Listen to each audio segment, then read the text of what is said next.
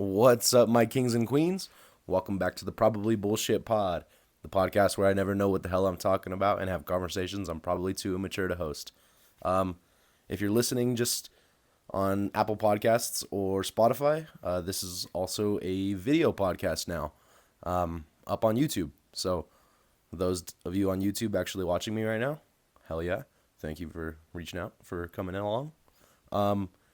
I know I say all the time that this is a probably bullshit show, a bunch of just dumb, stupid conversations, but today's episode is definitely a little bit more of a serious one.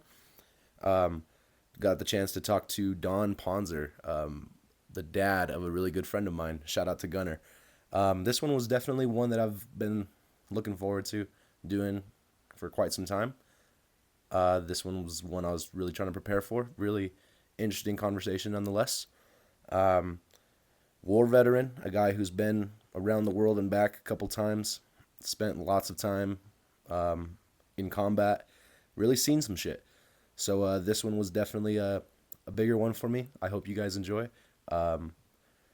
We talk about a bunch of stuff going on as well as all the things he's going through now, trying to help support veterans. We mentioned that in the show. I'll probably put like a little link or something in the bio or in the description of this episode.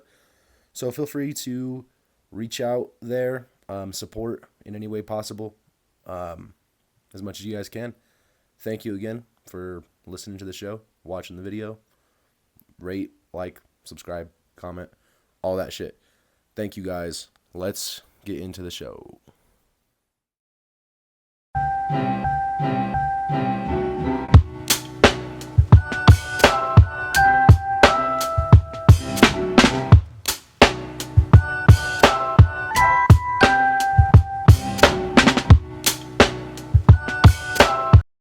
That looks good. Well, heck yeah, man. All right, Don. Like I said, for the most part, a lot of the stuff that I've heard about you comes from other people. I know you just said yourself, too, like, you're not much of a, oh, look at me type of guy. So I'd assume that for sure.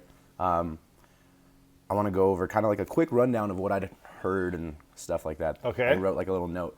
Feel free to correct me on any of this shit. If any of this is wrong, add into any of it. Timeline, anything wrong, correct me. In no point do I want to represent your story, I guess, with any type of... If it's anything, I'm honest. And Yeah. Even my wife, we'd get ready to go out somewhere with certain people, and she's like, okay, can you just not be you tonight? Nope. What does being you entail? Just honesty, and I see something, the whole see something, say something. Yeah. If it's going against my grain, I'll say something. Now, I'm not hey, I'm going to attack you, but... Tell them, I disagree. Type That's of thing, not yeah. true. Yeah. Nice. Okay.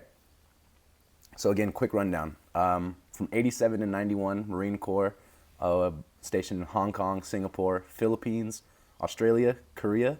Also on this time, over on USS Fort McHenry. That's correct. Nice. This was first Westpac as far as I was concerned. Second one was also same country. What country was that actually? Same countries. Same countries. Oh, gotcha. So, and not to get into specifics, but not necessarily stationed. Okay. So at any given time right now, there's a East Coast and a West Coast for Marines. Yep. I was part of the 13th MEU, Marine Expeditionary Unit. Okay. So not really stationed, but we went to each country. What were you doing there? We trained in each country, and then we got liberty in each country. Gotcha. So if anything broke out on the West Coast of any one of those countries, that Marine Expeditionary Unit is ready to go in and stop stuff. Nice. Okay. Yeah. And then after that, the same countries and the Gulf War. After that, honorably discharged, then joined the Army in 95, went to Korea, stationed there for about a year in Fort Lewis, then was field artillery while active duty. Got out of Army there in 1999, went back to National Guard. What year was that, if this is all still correct? 98. 98, okay. Went into National Guard, yep. Then back to active duty. When on active duty, was in Iraq 2 times, even in multiple schools, including in Germany over there. Correct. Nice. Yes. Awesome. Well, hell yeah, man. I just wanted to give like a quick rundown, make sure everything I had right there was all. Absolutely. Damn, you did your research. Yeah, I did a little bit. I definitely had the help of your wife and your son as well, too. Oh, I nice. talked to them about some of this shit, too. Well, they did pretty good. No. That's impressive. Yeah, shout out to them. you can tell somebody or explain shit to people about the military, and I can swear, right? Yeah, you can say whatever the fuck you want. Explain people, there's been so many articles written on me throughout just time. When you do that much time in the military, it's going to happen. Yep. And they can fuck up something so bad, and it's like, no, that did not happen. Yeah, you're reading it, and it's like, what the fuck is this? Dude, that's not true. And if you're a military guy and a real military guy, I did it. There's stolen valor, right? And I take that serious. If you did it, you did it. If you didn't, don't freaking talk about it. Yeah, don't go down that road. So. Well, hell yeah, man. Before we get into any of that, I kind of wanted to get into just early life and enlistment. I guess that'll probably give me a better understanding of what made you you. So, what was your childhood like? Where were you born and raised? Born and raised in Animus, North Dakota, nice. A.k.a. Dump Truck County, North Dakota. Small town, really small town. We're being honest, kind of a, I wouldn't say rough childhood, but very firm childhood. Gotcha. And maybe that's what I knew from junior on. I actually enlisted in the Marine Corps my junior year. My parents had a sign for me. Oh, damn. Junior year. Yeah. Nice. And that's something I wanted to do. My dad was totally against it. He was in the Army. He was more of an Army guy. What do you want to do? Go be a brain-dead jarhead for? And I wanted to join the Marine Corps. If that was the toughest, that's what I wanted to do. And hell yeah. I was scheduled to have the summer. I got a call 3 days after I graduated high school and said, or 2 days after, and he's like, do you want to go early? Somebody dropped. And I'm like, might as well get it over with. So 26 May 1987, it started. And that was, you said junior year? No, it was my senior year. Okay. Yeah, They I just enlisted. signed. They Gotcha. signed. Yeah, Gotcha. And they had to sign for me, obviously. Nice. But I was set on. That's what I was gonna do. Yeah. I knew it wasn't much for college, or if that was gonna be my route. So joined the Marine Corps. Nice. And did you have like a lot? I know you said your dad was Army, but did you have a lot of other military family? Not at the time.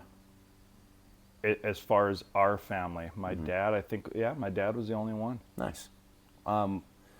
What, I know you said like, hey, if it's the hardest, that's what I want to do. That's where I want to go as Marines.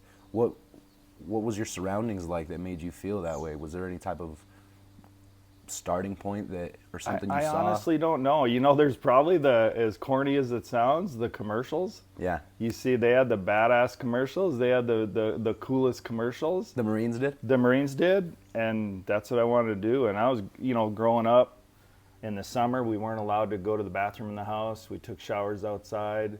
It's just how we were brought up. Yeah. Just gritty already. Yeah. So I don't know. It was going to be that, and even after, I remember my dad wouldn't talk to me for a long time because he knew I was joining the Marine Corps. Damn. What about your mom? They're totally fine. Yeah. Yeah. Well, there's the unknown. At one point, Gunner was going to join the Marine Corps, and he couldn't because of a medical issue. Otherwise, he was going to. Yeah.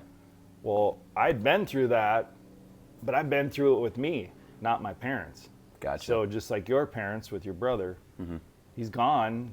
They don't know what he's doing. They don't know what's happened. You're constantly training. You're potentially going overseas. Well, you're going overseas for a reason. Yeah. Usually. So yeah. My sister was Army actually before my brother went to the Army too. So this was like another moment coming through as well for my parents there too. But when it comes to like military experience themselves, they had no clue what that entails really, Then I eventually met Lisa, and then she has a few in her family. So and Lisa's your wife, for anybody Lisa, my wife, yes, correct. Okay, what was America like before you enlisted?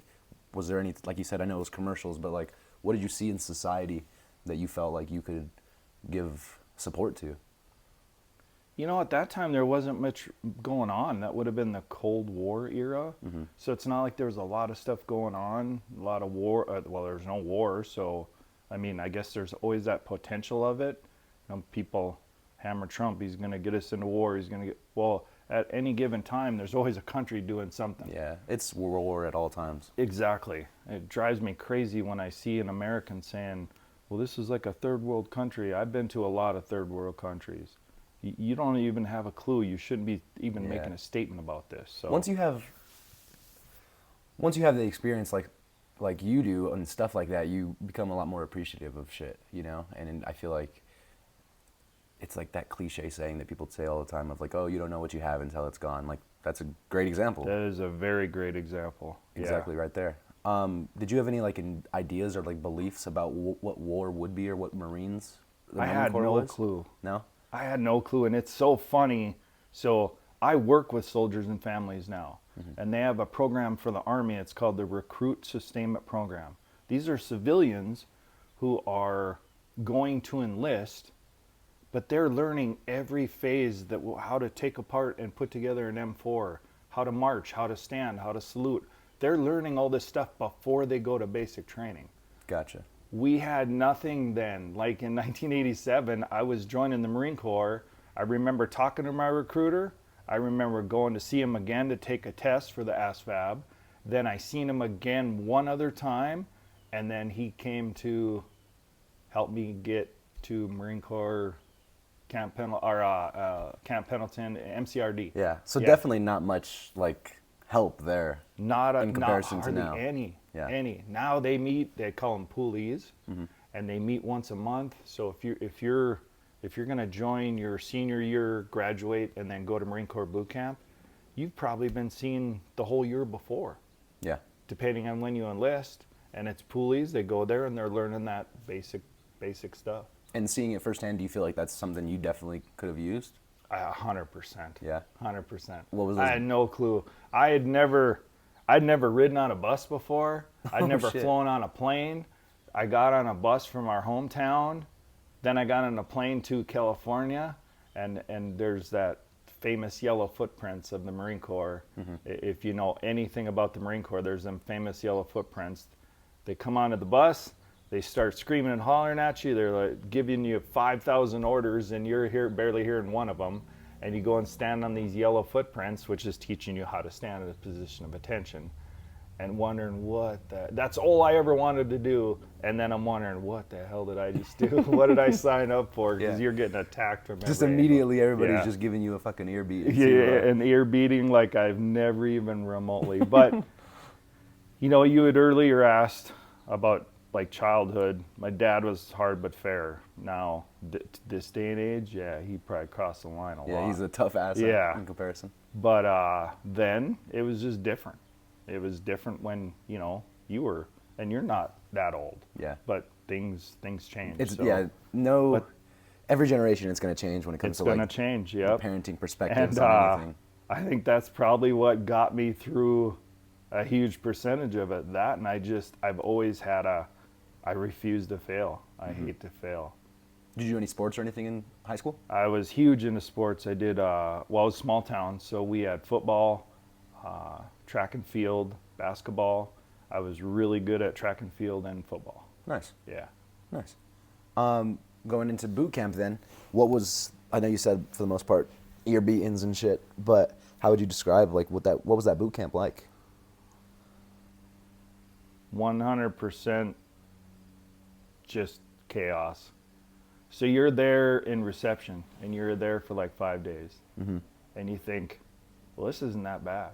So you're learning how to make your rack, it's your bed, with the hospital corners, and you're learning the very basic stuff. So they got 5 days. They're hollering at you, so they make you arrive there in the middle of the night, and I think it's on purpose. So they just start sleep depriving you right away. But you get there in the middle of the night, you're up almost the whole night, you get like a few hours of sleep that night, and then it just starts how to make your rack, how to stand at attention, very basic stuff about drill and ceremony and marching, and how to make a right turn and a left turn and all this stuff. Well, then day five ends, and you go to this separate building in these massive squad bays. And everything is done for a purpose in the Marine Corps. So when you sit left over right. When you put your laces in, it's left over right. It's because you march with your left foot forward first. Gotcha. I didn't know that. To this day, I get a pair of laces, a brand new pair of shoes, and if I don't see left over right, I have to take them out and change them. So you got that OCD kind of you get built beat into down a little bit, but it's not that bad. And you're like, well, this isn't that bad. Yeah. Well, again, now we're going back to, I didn't get told shit. I didn't know what the hell was going on. So these 4, and I'm from North Dakota, 4 black drill instructors march in. Yeah. The first one is the senior drill instructor, and he's blacker than the ace of spades. Then the other 4 come in, junior drill instructors, and the senior's there to just maybe, if they're getting ready to kill you, Yeah. in your mind you're thinking, okay, throughout time and stuff that happened in boot camp, I'm like, okay, I think they're going to kill somebody. Like, I think that's going to happen. It doesn't happen, obviously. Yeah. They You got to can't have do somebody that. be the voice Yes. of reason there. But they come in, the senior drill instructor says a short speech. He marches out, and we had a squad bay with my class started out with 105, and we graduated like 89. Oh, damn. So there's 105 racks in this huge bay. And they, within 5 minutes of that senior leaving, that place was tore absolutely apart. How do you mean? Like, they just destroyed it. They just started knocking shit around. We're sitting left over right. They considered it the classroom. Yeah. So we're sitting left over right, and frickin' they just came in and started attacking us. And I'm like, this is not like reception. And then again, you're wondering, what the hell did I do? Like, I brought this onto myself. Like, I signed up for this, so yeah. Oh, shit. And then Marine Corps boot camp's broken down into 3 phases. And first phase is pretty rough. Second phase is pretty rough. And then the third phase, you know how to march. You're in such good shape. They can't even smoke you anymore. Smoke you is when you're going to the pit and because you screwed up. Push-ups and shit. Yeah. Exactly. Yeah. And they do it, and they have these, they call them pits, and they're in California at Marine Corps Recruit Depot, MCRD. And they're filled with sand, and it's like the finest sand in the world. And it's California, so depending on when you go, I went May, hot, June, July, and so you're always sweating, and they put you in these pits, and they make you roll and roll and roll, and then it's push-ups and go deeper, and your face is already into the sand. It's like, go deeper. Well, you can't go any deeper, so yeah, it's a pretty interesting experience. How long was that duration of time? So total for Marine Corps boot camp is 13 weeks. And it's still the same today? It's different. Okay. So they have a 4-day event now at the end, totally different, where they go, and I think out of the 4 days they get like 5 hours of sleep, but they go through all these obstacles. It's a very big team building event, and they do it at the top of this hill, and where I was stationed at in Las Pulgas when I got done. So then you can either go to the East Coast or the West Coast. You get to choose? No. Oh, they were just kind of. You can put it down, request. but they're going to send you where they need you. Yeah. Tough shit. Come on. Here. So I went to California, and they got this hill called Mount Motherfucker. And it's a reason it's that's the called name? Mount Motherfucker. It's called Mount Motherfucker. Ask any Marine that's ever been stationed in California about Mount Motherfucker, and I guarantee if they weren't ever there, they're lying about serving, or they know, I've done Mount Motherfucker, So they have a hill similar to that, or a mountain similar to that, where the accumulating event ends up there, and then that's where they get handed their Eagle Globe and Anchor. Badass. And that's like at completion? That's completion. Yep. And I'm telling you right now, one of the cool things about the Marine Corps is they will never let you say you're a Marine, and if you do, this Marine, it's this recruit. Everything is this recruit. If you say this Marine in boot camp and you have not officially earned that Eagle Globe and Anchor, dude, they will tear you apart. Yeah, like you're not shit yet. You are not. And Gotcha. you're not until that day. So it's kind of cool. So getting that EGA, the Eagle Globe and Anchor, nice, is a big deal. Hell yeah.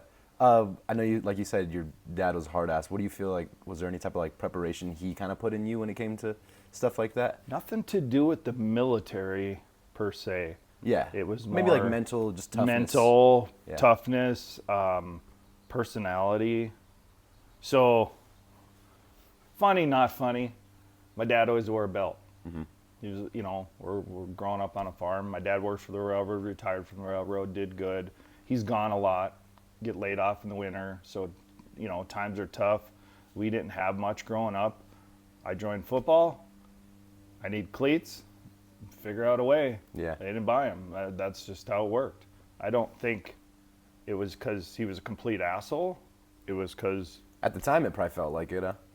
At the time, it definitely felt like it. Yeah. Like, you can't help me out, but then you're seeing your surroundings, and you know if you got money or not, We grew up drinking powdered milk at times, and it was what it is, So I think a lot of that, having a shower outside, and then you go to the field, okay, I still got this. This ain't that bad. Yeah. But you run into I think that was one of the coolest things. I'd never been around somebody black until I joined the Marine Corps. Really? I'd seen them on TV. We had 3 channels, right? It was Until like a I fucking graduated. unicorn. Like, Yeah. it was a myth. Maybe, We had yeah. three channels, that's it. Yeah. And half the time you had to go up in the house to fuck with the antenna to get the third one to work, So, yeah. And then going to Marine Corps boot camp in California and seeing every Race and everything, everything. every creed and color. That's probably one of the coolest things I ever had or That's badass. learned from is when I joined the Marine Corps. Boot camp, you don't really get close to people because everybody's just trying not to fuck up. Definitely. I got to look out for me and try not to fuck up. You're a team, but then joining and getting into the fleet, and then running into some of the really cool. A lot more other One of my people. best friends, Mace Castillo. He lives in Evans, Colorado. Nice. We got out of the Marine Corps. I got out first. He got out after me. We went our separate ways. I ended up moving to Colorado. Sure enough, he was in Colorado. Badass. You know, Facebook and that stuff wasn't Stay popular, connected so that you way, couldn't though. track people as much. So, yeah. Nice. Just kind of lost track and then linked back up, and now he's right down the road. Pretty cool. Nice. Well, then joining Marine Corps when it came to, what you said, 87?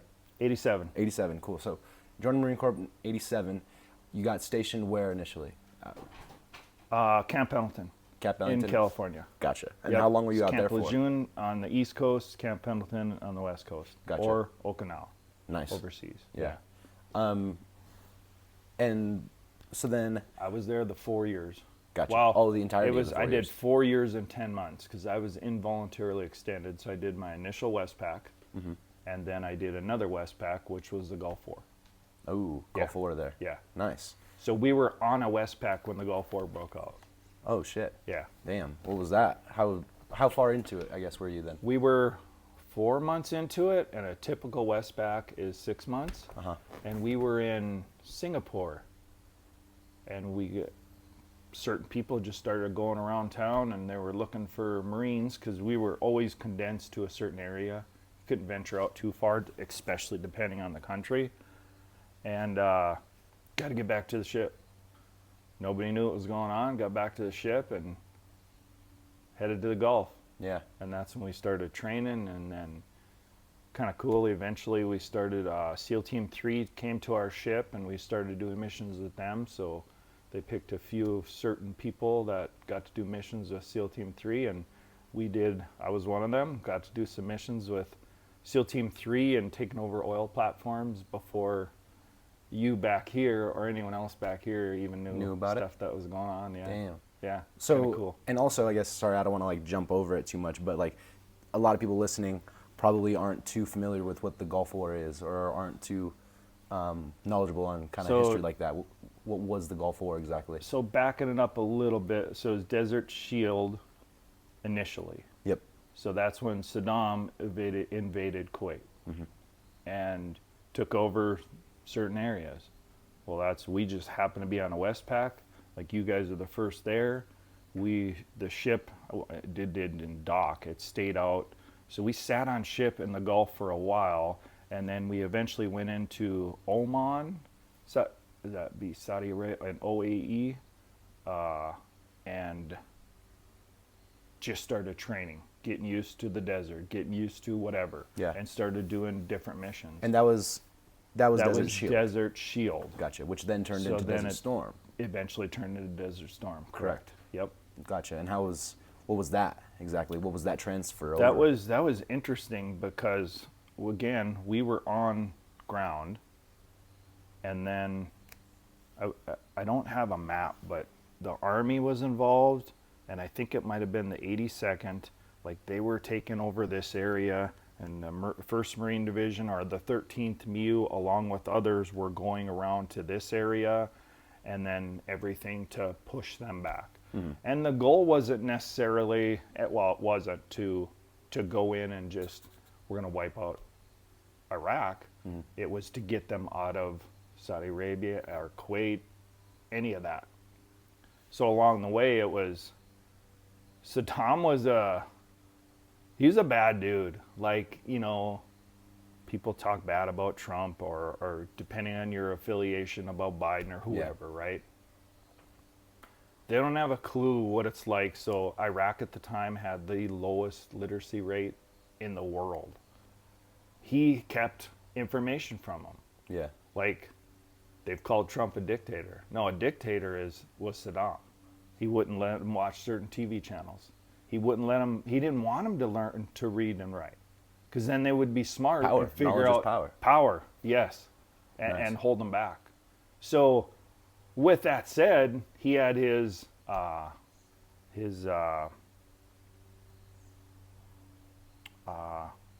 Republican Guard were his more elite. And then he just had Iraqis. Well, this ranged from kids to, I think our oldest was like a 60-year-old dude. Oh, damn. So we swept this way, Army sweeps this way, and we would just run into people in the middle of the desert. And the desert's flat, so you can see a long ways in the desert. And we run into people just in the middle of the desert, frickin' no food or out of food, close to out of food, no water, and they're just stuck there. These are civilians? You see, well, they claimed they were military. They had weapons. Yeah. They claimed they were military, but they weren't trained. Yeah. Nowhere Just near. Someone. So our first ones, like, we didn't know what to, you know, we're freaking ready to go, right? So we come up on these people. Well, they're immediately like, we just want food and water. And the further we got, everything comes down to a timeline. Like, hey, if the Army unit or these Marines are coming this way, they should be at this point. Then they should be at this point. Then they should be at this point. It was all planned. When it was supposed to be planned. Yeah. When we were on this point, we were at the 3rd point. Oh, shit. We were running into so many people that initially you automatically, yes, you take their weapons, you take that. By the time we hit the 3rd phase, we were just like, dude, fucking walk that way. Yeah. Just head out in the middle of the desert. We'll give them some water, give them some MREs. Like, dude, you're on your own. Get the fuck out of here. Yeah. You're finding out they weren't trained. They weren't anything. Weren't really a threat. Not Take not the at weapons all. and they weren't really a threat. Right. So what were the first initial people? What were you doing with that? With those people? We searched them. That was a whole different process. Then you're calling back to your headquarters saying, okay, we got these guys. What do you want to do? Well, then you'd wait a little bit. You'd watch over them. Some dudes would come and pick them up, take them. And there's always, interrogate, get information, whatever. Well, the information was like, this is shit. Like, these guys don't know nothing. Yeah. They didn't have radios, or the radios had died. They didn't know nothing, so, yeah. And this is the desert of where exactly? I don't even remember where that was, like, exactly. Yeah. But it's the middle of the desert. And then, I don't know if you heard, like, he lit a lot of the oil rigs on fire. Yeah. Or at one point, I believe he dug this massive trench and just said, because that's one of the He being most... Saddam. Yeah. Yeah. Or ordered it, Yeah. right? And oil pumping through it, lit the oil on fire. And there's places that I remember driving through that it's the middle of the day in the desert, and it was like night, because it was just oil fires. And Oh, fuck. yeah. Damn. And that was back then when, we were for woodland camo. So we actually did get the different uniforms, the desert camo uniforms, but our vehicles weren't. Oh, shit. So The biggest noticeably we thing. do these huge operations, and like you had asked earlier, when I do a Westpac, like Team Spirit was a big conglomeration of all these different, like Korean Marines, Special Forces, us, the Marine Expeditionary Unit. We do this huge war exercise. Well, then in Thailand, it was Cobra Gold. That was another big one. It was Special Forces, it was SEALs, and then the MIU, the Marine Expeditionary Unit. We did these training exercises. So just a lot of different stuff. So you had also said doing like missions with SEAL Team 3. What did those entail for the most part? Taking over oil platforms. Gotcha. Because he was either doing something with the oil that shouldn't have been done, and they were in our space, and freaking SEAL Team 3 was on there for a while. Then they're like, hey, we're going to do missions. We need people. And, you know, it's cool because you're doing stuff with a SEAL team, right? Yeah. We were their bitches, to be honest. So funny. We were big on when you go overseas, like we'd learn spy rigging, fast roping. It's funny. I served in the Army. I'm not dogging the Army, but I'm dogging the Army. You go through a whole air assault course, air assault school, and then you get a whole separate badge. You did so much shit in the Marine Corps that are like, where's my badge? You're a fucking Marine. That's what you get. Yeah, that's all you get to and know. that's all you get. So spy rigging, fast roping, we had trained on all that. So again, I was got picked in frickin' middle of the night. We'd be flying in. We would fast rope down first. Onto and we the oil pulled rigs. Security. Yeah. Gotcha. Okay. And then they got to go in and do all the really cool stuff. And you're just more like kind of like surveillance. we almost? were security. Gotcha. That's it. Yeah. You were like the first line. Yeah. And then let them know. And this was I don't even remember the news, which it was, but it's like, I don't know, 3 a.m, whatever it was. We get picked up from our ship. We're flying around, and you kind of knew rough timeline, and they always give you a heads up, like 5 to go, whatever, and we're going out first. So we're flying, and we're flying. All of a sudden, we bank hard, and we're beat feet. Like, What does that mean? we should exactly? just get back. Oh, gotcha. And we're like, we should be freaking on the platform already, or wherever we're going, and they should be doing their thing. Well, all of a sudden we land. We didn't get heads up. We didn't get so many to go. No countdown. Us is our ship. Because when you're in a helicopter and it's the middle of the night, you're You can't not tell where seeing the fuck much. you're at. Yeah. The CH-53 Super Stallion has a big hole in the middle. And that's where they can like lift up stuff, but it's a hole. Well, if you're on a CH-46 Sea Knight, which is, these are Navy/Marine Corps helicopters, that one has a way smaller one. So you don't really see.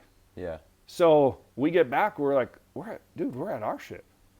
Well, then everybody files off. You do what you're supposed to when you get off the helicopter. We're on the ship. What the hell's going on? Well, it takes a little bit, and a newscast was announcing we were doing these types of missions, and we were en route to do the mission. Oh, shit. Yeah. So they smartly called it off. Yeah. Yeah. How did they ever say anything about how that knowledge got out? I never ever, and you're on the ship or we're on, you know, it's funny now, like, how do you live without a cell phone? Well, we did it, right? Well, back then we didn't have, you couldn't call back home.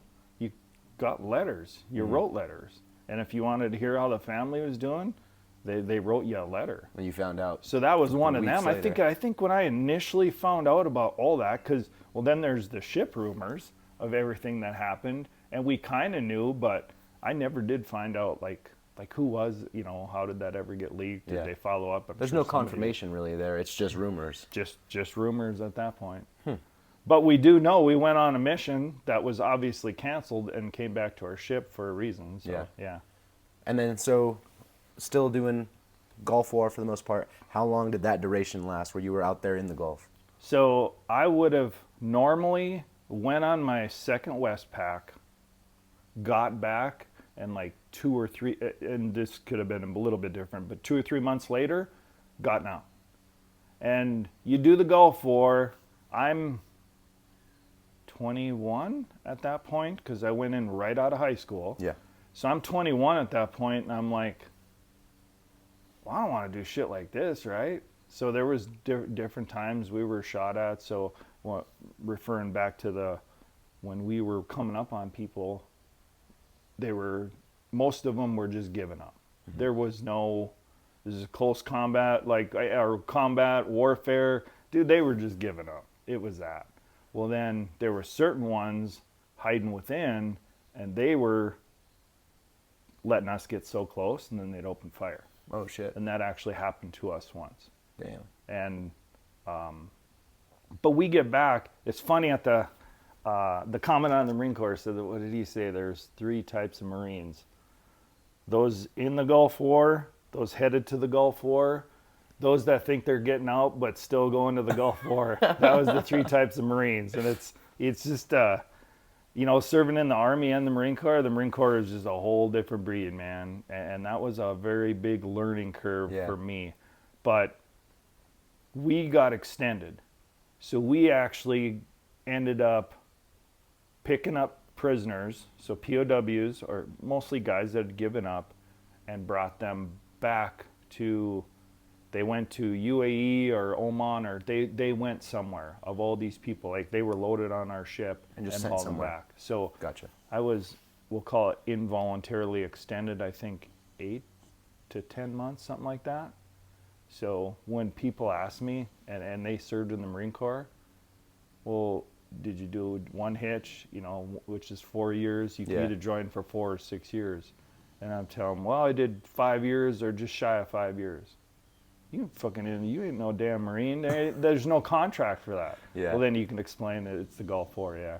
Ah, gotcha. That's where you get that kind of, that little fucking... Yeah. Poor guy. Sorry. You seen my ribbons? Yeah. Okay. I wanted to talk about that as well. Easy Builder. Sorry, and I'm kind of jumping around. No, that's fine. Go wherever you need. Easy Builder, Rack Builder. It's a .com website. Well, the guys that started that were some Army dudes. Mm. So when my parents wanted to get me the medals. Yep. I've always had my ribbon because I wore a dress uniform. Mm-hmm. My parents wanted to get me the medals. So I ordered that in my final rack so I could be displayed. Yep. They called me. Like, the people from that company called me, and they're like, hey, we're really big, we're guys that served in the military. We're really big on stolen valor. Dude, this shit ain't matching up. I'm like, what do you got? Yeah. I understand, and I love what you're doing, but what do you got? Yeah. Well, there's certain things Marines know, and you got Marine medals, you got Army medals. Like, where the fuck were you? Like, what'd you do? I said, I'll send you a DD-214, which explains every single thing. It's like your whole log kind of thing. That's your whole log. No shit. And I'll wait for that, but I got another story for that. But yeah, everything was proven. They're like, no, man, can we ask you some questions? I'm like, fire away. Yeah. There's no stolen valor here. And freaking started asking me questions. And I'm like, yep. Had the answer. And they're like, oh, damn, this guy's real shit, huh? Yeah. So, but I've ran into a lot of Army dudes when I was in the Army that came from the Marine Corps. Marine Corps is small, and I'd have never made the rank in the Marine Corps that I did in the Army, because the Army's bigger and there's more options. Yeah. So way more branches out, I guess. Yeah. Huh. You had said going through the desert, seeing a lot of people, whether they were armed or not, kind of majority of them, like you said, just fucking surrender immediately. Yep. But there were some you got into like firefight with at 21, you said? 21. 21. So was that around the first time you got into like any type of firefight out there? Yes. And I know you said the first thing with those 3 sergeants coming in and just chewing your guys' asses had you immediately thinking like, what the fuck did I sign up for? Was there any moment there where you're like, oh fuck, like this is real? I think it's going to be different for different people. Yeah, everybody's going to react different. You talk to a Marine, you talk to somebody in the Army, you talk to Army Special Forces, you talk to SEALs, talk to any of them. Yeah. Train. You train for every possible aspect that can happen. And you train in the regular Army, you train at and no offense, it's a lower level. Mm-hmm. You get to Marines, I think it's a higher level than that. It is a higher level. Yeah. Then you get to Force Recon in the Marines. It's 5 times higher level. SEALs, Army Special Forces, 5 times higher level than that, There's to make it as real as humanly possible. Yeah. So, yes, it's training, but you've faced it. so it's almost The screaming, the you hollering. see familiarity Yes. in it, basically. Yes, exactly. But the screaming, the holler, and the telling you 5 things to do at one time, knowing you can barely get one of them done, you start to process what's number one. Yeah. What's my priority here? What can get me from this guy freaking just browbeating me down, or sometimes 2 or 3 of them standing around you? Yeah. And what's my priority? At least that was it for me. What's the priority here? And you start to prioritize. Well, when that happens and happens and happens and happens and so on, you eventually start to get good at prioritizing. And I'm like, okay, I picked the right one. They're off to somebody else, right? Nice. And then you do that in every other aspect of training. And I think it's repetitiveness. The 50 cal.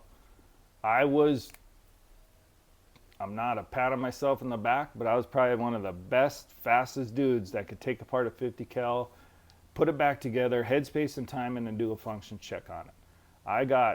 It's funny, I got VHS videos of me doing it blindfolded and timing shit. and racing people. Yeah. Every single thing you did in the Marine Corps, like I was competitive, I was good in football, at the level I played.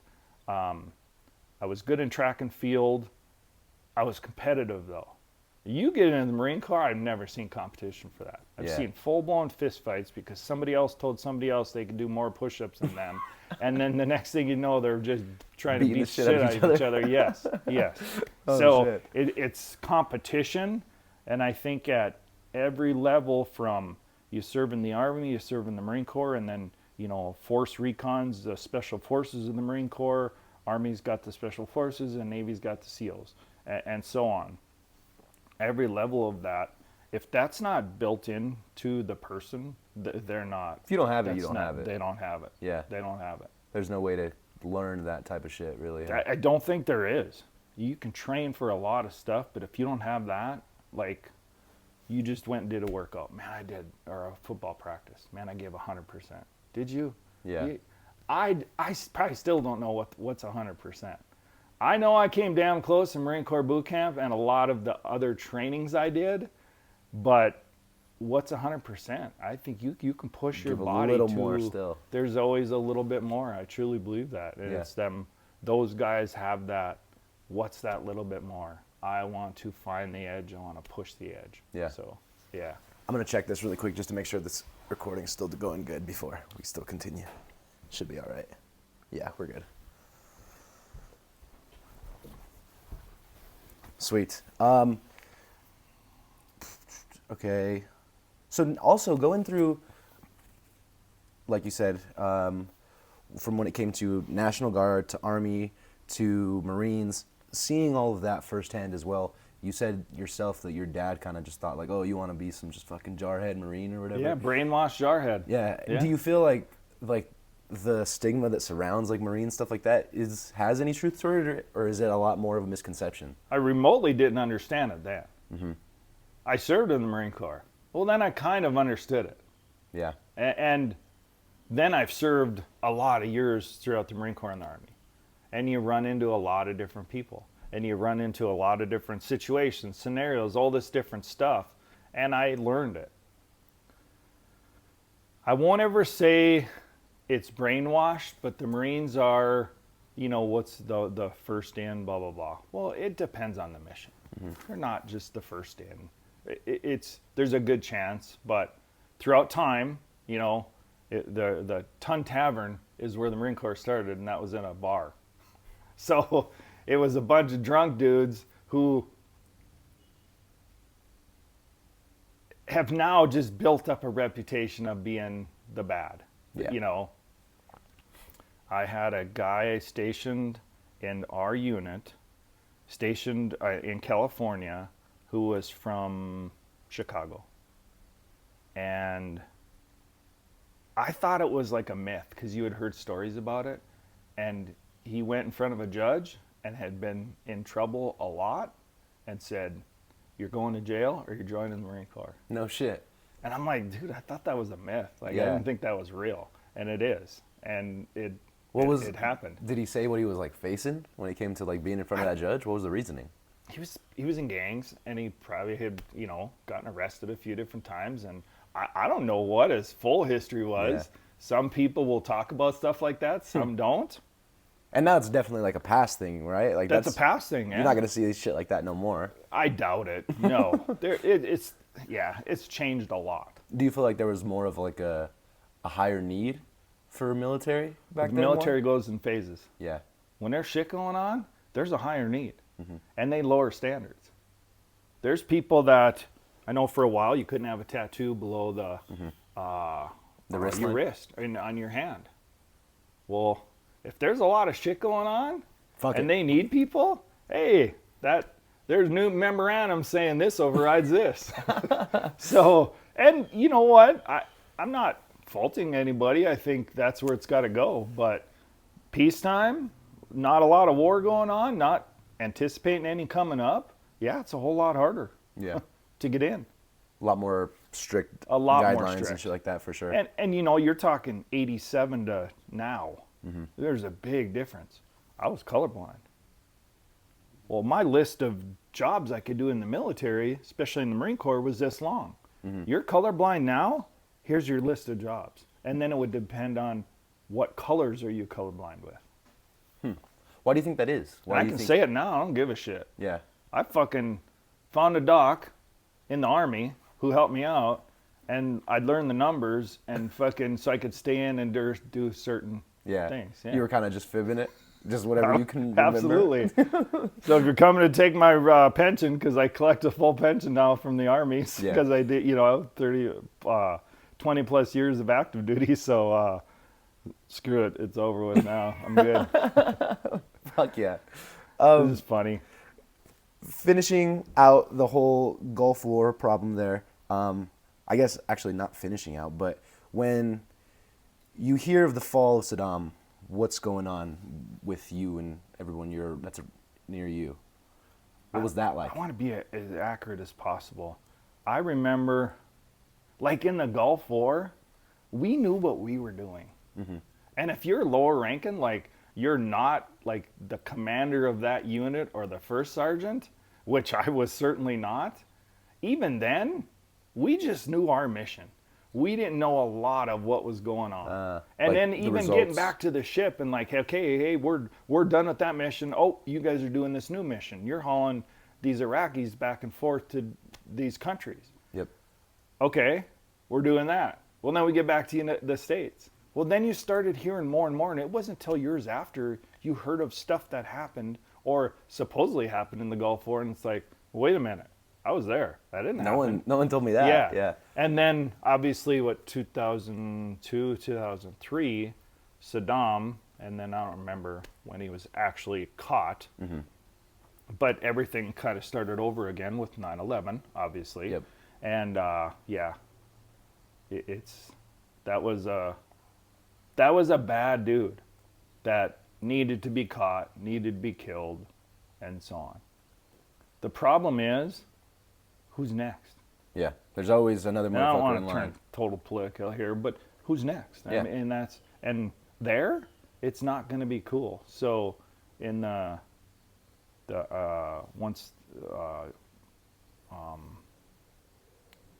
for the 2003, 2004, and then everything is then going full blast, and then how many years later, throughout my deployments, I've been to his son's palace and seen how they lived. So Mark McCown at the time is like, hey, SF took over Saddam's son's palace. Well, SF? What's F? Special Forces, Gotcha. sorry. Okay. So, and he goes, but it's just Special Forces. And I'm like, don't be fucking with me, man, because the Marine Corps, the Army, the Navy, you get 4 dudes from each different branch, everybody's going to be talking shit about everybody else. Yeah. It's going to happen. Her brother is in the Air Force. Mark McCown, her cousin was in the Army, and he was Special Forces. Fucking Marines, they're a bunch of brainwash. He started in the brainwash shit. And then I'm trying to, there's just so much stuff, but trying to stay on track. No, go ahead. Like I said, feel free to talk about whatever the fuck. I have like Fallujah was one of the really bad battles. Yep.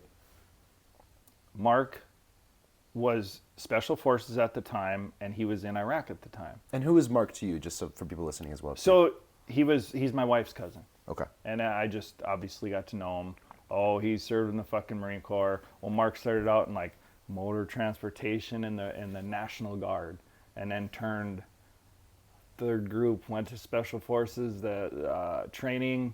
Then he went to third group, and then he went to fifth group first, and then he went to third group and became a team leader. Like that was his ultimate goal. And badass, just freaking cool, right? Starts out in the National Guard. Well, met Lisa, meet Mark a few times, fucking Marines, blah, blah, blah. Well, going way ahead, Fallujah was one of like the bad battles. So the Army had this area of Fallujah in Iraq.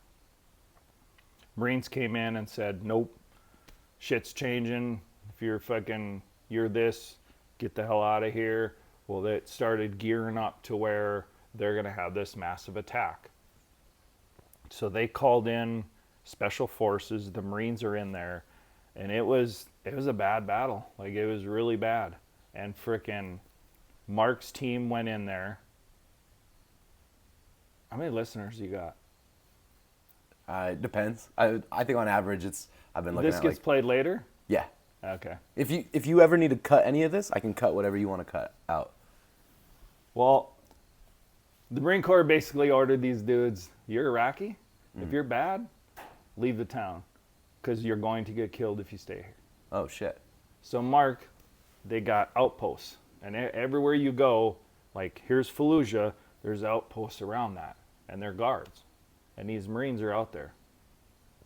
And this like first lieutenant, they're in this dugout bunker, and here comes this frickin' dude. Well, Mark was linking up with him, saying, "Okay, how do you want to use this? Where do you want us? Blah blah blah." So they're just entering before they get into Fallujah. Yeah. And here's this frickin' Iraqi dude who's just running out in the middle of the desert, leaving Fallujah past this outpost. Yeah. And frickin' Mark's talking to this lieutenant. Well, here comes this dude running by. Mark's friend, another Special Forces dude, looks over at him, looks at Mark. Mark nods, shoots him, kills him.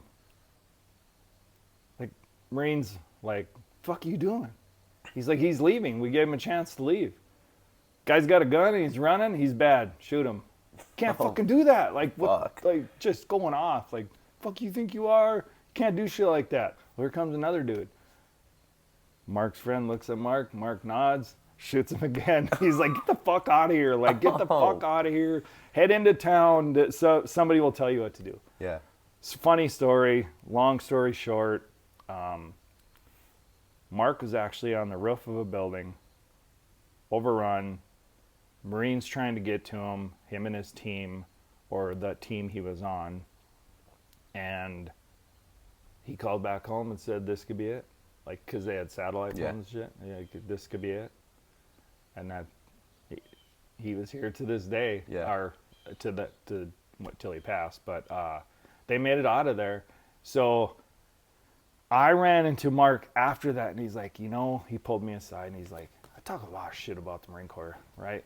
I said, yeah, I know. I can handle it. No biggie. He's like, no, I want you to know. After the Battle of Fallujah, he said, I would never want any other regular infantry, whatever Marines watching over me other than them. Yep. He said there were dudes that were shot, wounded, and still going in to drag other dudes out, refusing to leave, and freaking that's the Marine Corps mentality. Yeah. So those were the bad motherfuckers you could needed. say the brainwashed jarhead, right? Yeah. But he goes, if it wouldn't have been for them you could call them brainwashed jarheads. He said, we probably wouldn't be here that day. And he goes, there were dudes that were helping him get out. That he's like, Mark remembered one time he was telling me, and he would tell me a lot of stuff off to the side, and he's like, dude, you're freaking bleeding. And he's like, wait a minute, dude, you're shot. He's like, we got to get you guys out. Got to get you guys out. This is the mission. Mission's this. Yeah. So Oh fuck. pretty cool stuff. Yeah. Hell There's yeah. that bond that, like, I mean, your brother's probably seen it. I never noticed the bond in the Army that like I did in the Marine Corps. Gotcha. The Marine Corps is like, it's just different.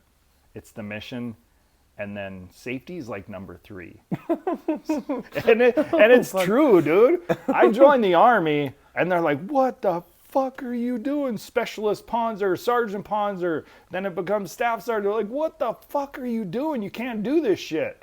What do you mean? Well, you're going to get somebody hurt. Like, yeah, but are we getting the mission done? It's not the fucking mission, Ponzer. You got to, don't worry about them. No, the mission's focus. Yeah. Like, that's hard to leave your brain, but yeah.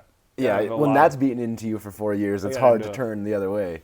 I got Fucking into a A. lot of trouble in the Army.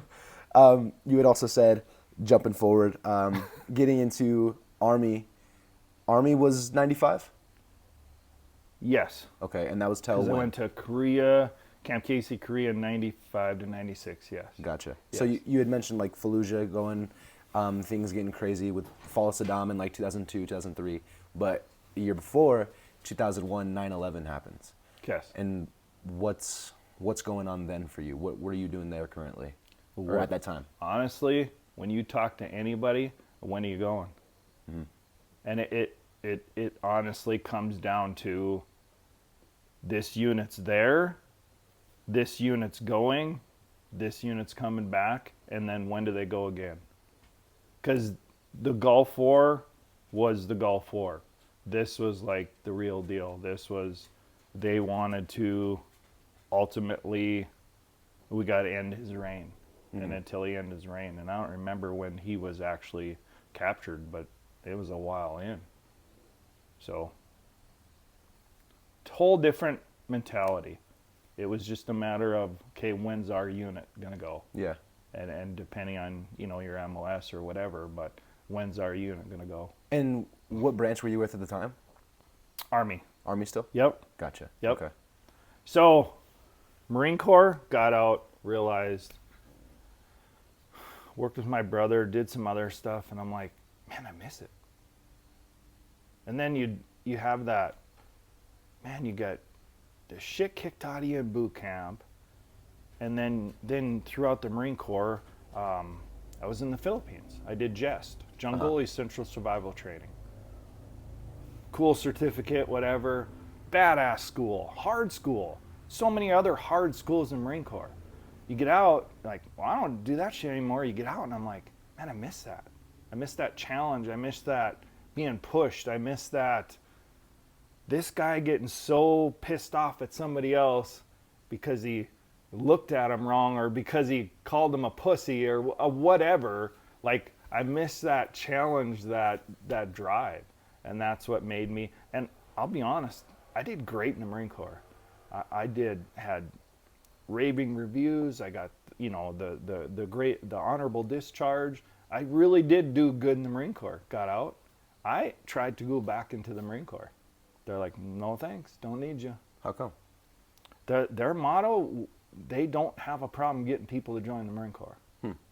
It's the uniform. It's the cool shit they're gonna do. How they sell it, whatever, they don't have a problem. Fast forwarding 20 plus years, running into so many people in the Army, I tried to go back in the Marine Corps. Told me no. I'm And like, you think even with like your experience and everything, you would that's assume. exactly what I would. That's 100%. I'm already MOSQ'd. Your military occupational specialty for your job. I already got my job. I'm certified. Like, I'm good to go, right? Don't matter. I got experience. Like, I fought in the Gulf War. We actually seen combat. Doesn't matter. So I never ran into too many, if any, that ever got back into the Marine Corps. Yeah, not many. So, funny. So what's next? I'll join the Army. And there's a lot of them like that. A whole lot of them like that. So then, Army, you said 9/11 happens, and you're kind of thinking like, hey, when are you going? You know? Well, that would, so tech almost 92, or honestly, I think when I got in the Marine Corps, it was 92. And from 92 on, did a few different jobs. Come on. Did a few different jobs, worked with my brother, and just I 6 to 8 months after I got out, Yeah. I'm like, I miss this. And then just like, okay, I'm going to join, started talk to a recruiter. Well, the Marine Corps thing wasn't working. So I Army it eventually is. talked to an Army, and then 95. So I think all in all, I always told people it was like 3 years, maybe it was a little bit more. Around 3 years I was out, that 3-year break in service, I called it, and then joined the Army and went active Army. Mm-hmm. And I struggled in the Army. And it was the Marine Corps mentality. And it's easy to say, well, dude, you just relearn, you learn but I didn't. It was so different. So I'm in the motor pool, and I was field artillery at the time. I'm in the motor pool, and I was E5. I went to Camp Casa Korea, just shined. Went in as an E4 because I was out so long. Picked up E5 by the time I had left Korea. So I'm fast tracking, and I'm doing great. I go to Fort Lewis, Washington. We're in the motor pool. We're getting ready to go to the field, and we're getting all our gear ready. And I'm overseeing and helping with each one, but like 10 different things. And this brand new private is like, I told him to go do whatever, so-and-so. And he's like, fuck you. And I'm like, he didn't say that. I didn't hear that. Yeah. He's like, told him again, here's what you're going to go do, fuck you. I laid him out and knocked him out cold. And as he was still out, I went over him, and they're like, Sergeant Ponzer, stop. I'm screaming at him, like, you'll never fucking talk to me like that again. As soon as you wake up, you're going to go do this shit, and he was still out. It's probably 15 minutes later, Sergeant Ponzer, you need to go see the first sergeant. So the motor pool was always a ways away from our headquarters. I'm walking down there, and I'm walking and thinking to myself, yeah, probably fucked up. Maybe a little bit too far, no big deal. Yeah. I took my E5. Oh, shit. So I went in, seen the first sergeant. I'm freaking parade res. Yes, first sergeant. Sergeant Ponzer, reporting is ordered, blah, blah, blah. Fuck do you think you're doing, Sergeant Ponzer? I'm like, making sure people are doing what they're doing, kind of putting that on the back burner. And as he's asking me questions, it's slowly thinking in, like, I fucked up. Mm-hmm. And they're like, he's like, we can't let this slide. I'm like, first sergeant, what did you expect me to do? Counsel him? That's exactly what I expected you to do. I said, do you think counseling would have helped? If a private's saying that, and I never wanted to ever in the Marine Corps we did this. Yeah. You don't do that. This isn't the fucking Marine Corps. I served in the Marine Corps. That's done, right? Mm-hmm. Now it's this. But that mentality does not leave you. Yeah. You should not talk about it. You should not, in the Marine Corps, you shouldn't do that. You can rely on it for an internal thing, but he's like, no, you can't fucking do that. And I said, well, I can tell you this. I will never have a problem with that fucking soldier from this point on. Whatever the hell happens to me from this point on, he made me a corporal.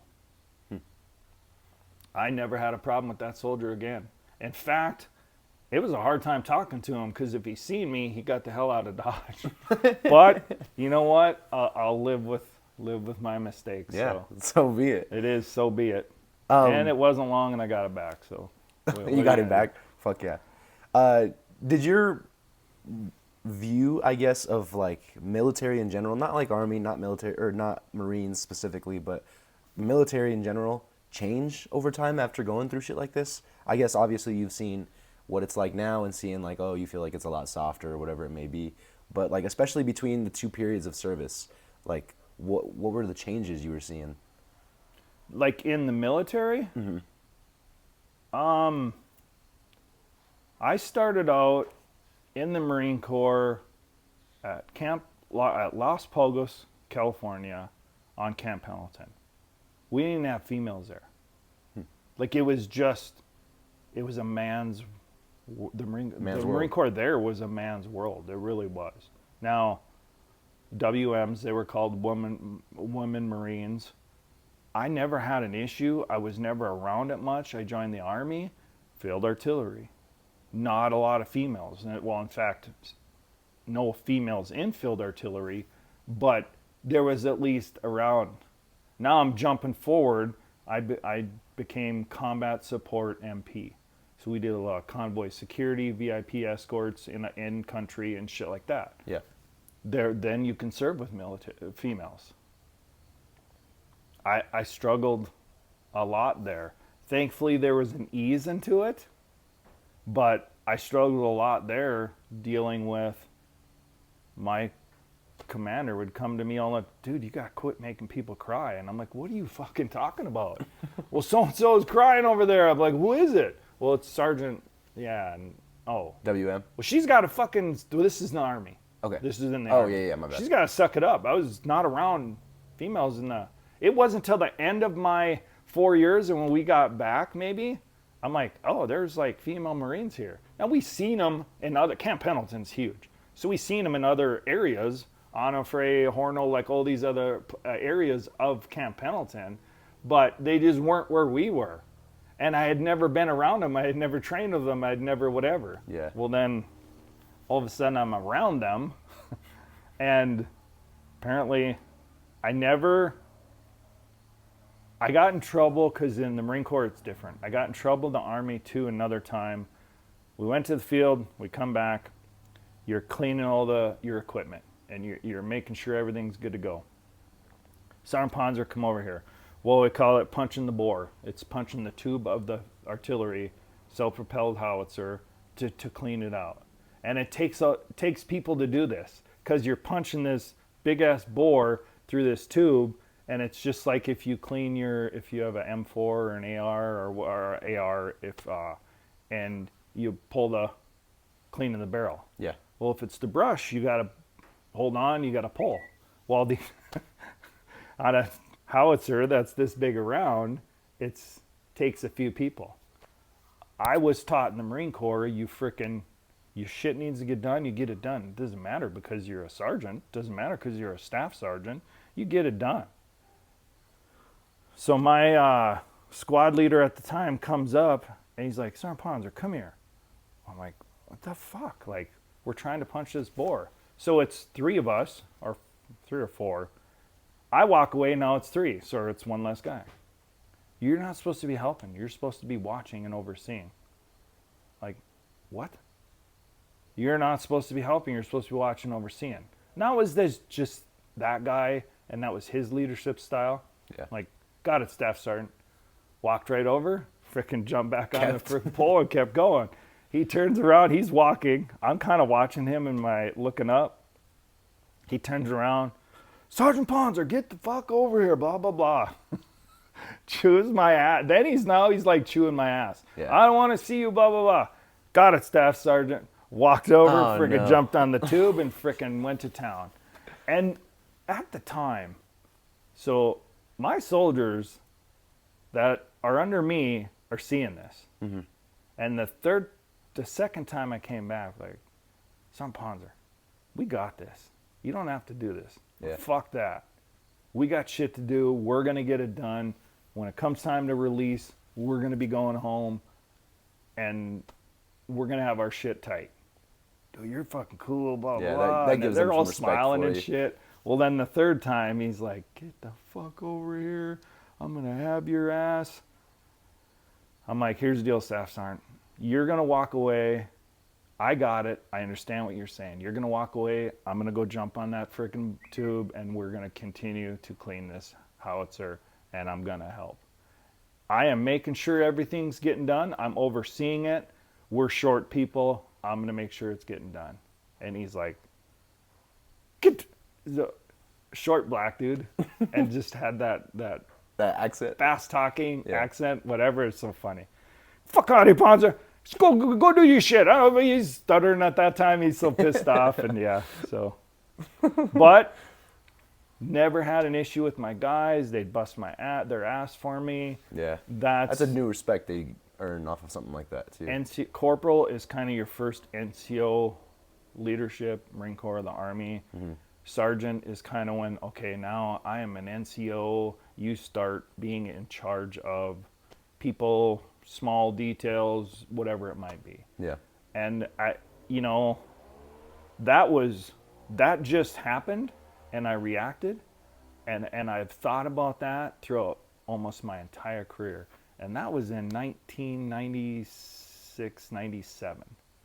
And I've thought about that moment in time throughout my whole career and said, that's the leader I want to remain.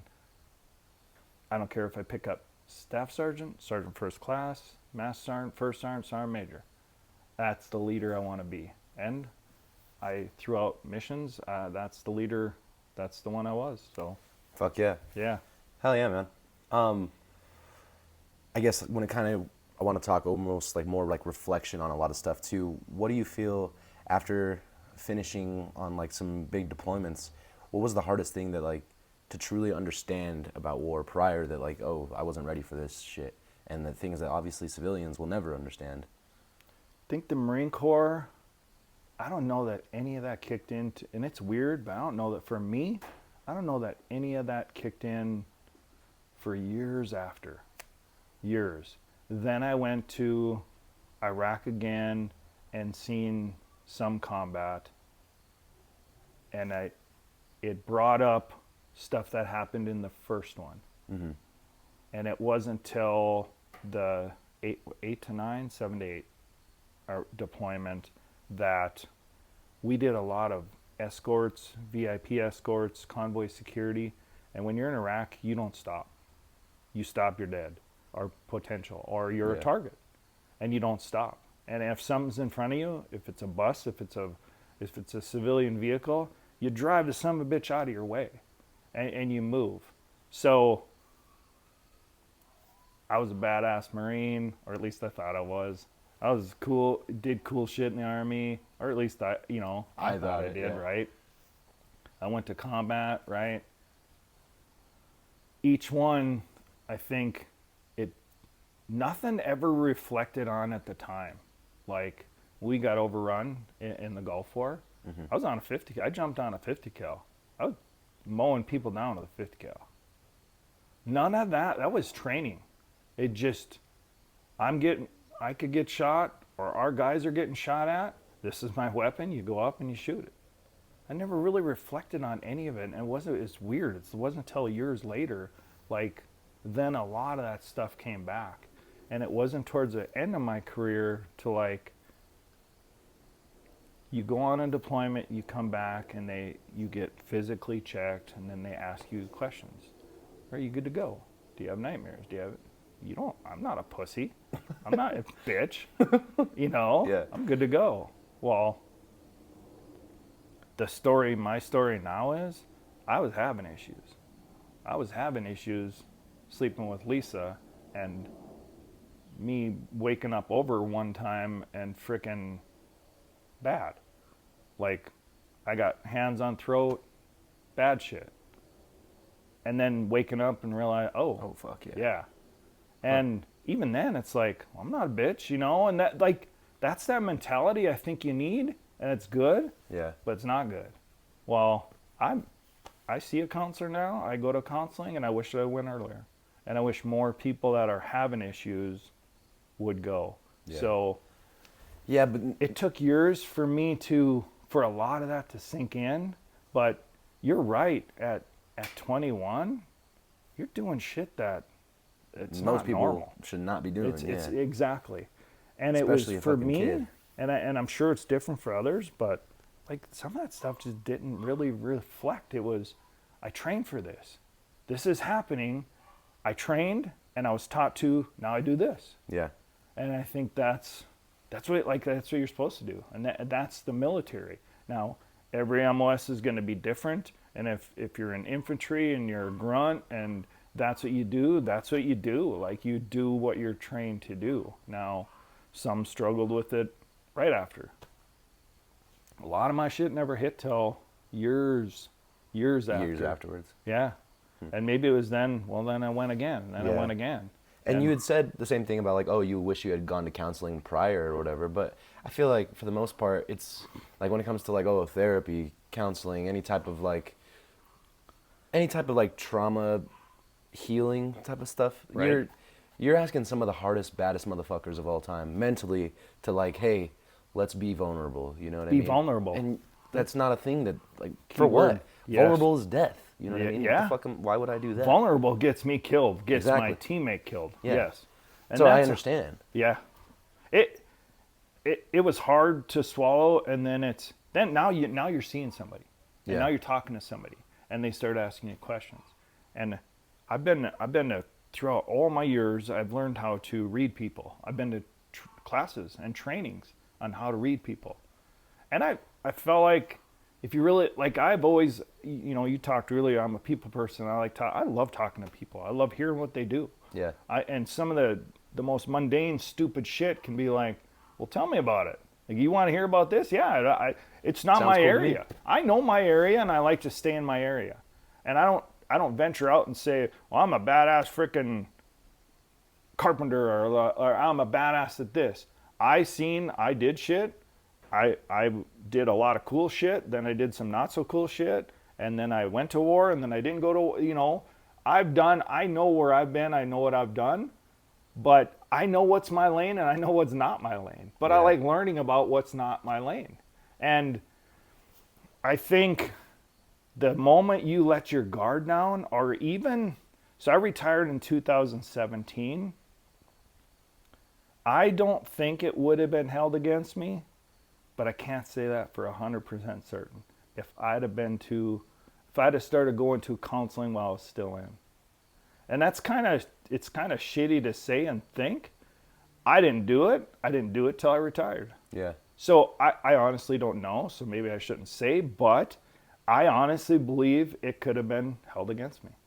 And in 88, 89, 90, it damn sure would have been held against me. Held against you how? How do you mean? You're a puss, you're not made Oh, for this, gotcha. you're not. And then, it's weird, like it comes time for promotion, you got to do good in the range, you got to do good in a PT test, you got to do good in your overall, and then do you get any awards for this 1 year span of like an NCOER, non-commissioned officer enlistment record, and you get them yearly, and it just jots down quarterly.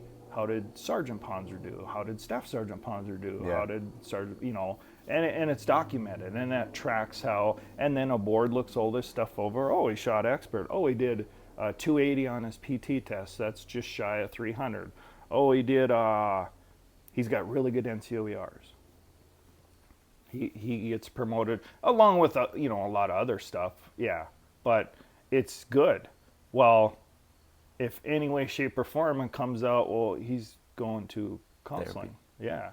And, mental health. And Mental all your health peers is nearby as well. It's a bad word then, Like, he's fucking crazy, or he's got something wrong, or Yeah. can we trust him? Put them in the fucking funny farm. Yeah.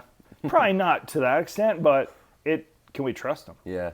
And True. Yeah, you're trust having is self-doubts everything. and shit like that too. I get Trust that. is everything. When you get every aspect, every branch of the military is a little bit different, but I'm sure at the very lowest in the Navy, the Air Force, the Marine Corps, the Army, trust is a big deal. Like, we're in combat, whole different, right? But this guy's working on an engine on a ship, and he might be a brand new dude, but that's his specialty, that's his MOS. We're trusting him, and probably others, yes, Yeah. but we're potentially trusting him to fix something because we're stranded or something broke. Yeah. And is it a big deal? Is it a small deal? It could be whatever, but that's where the military's so good with that. And serving in the military, what is the stat? Even if you look it up now, less than 1% of the population serves in the military. Less than 1%. Let me look it up. Let's like- see exactly. I think it's 0.00. Are you saying like American population? The American population, yes, that actually say currently serving. I'd almost guarantee it's less than 1% of the population. Yeah, less than 1% of the population serving in active military at any given time. And that's While almost been about that. 7% have served at any point in time of living Americans currently. Yeah.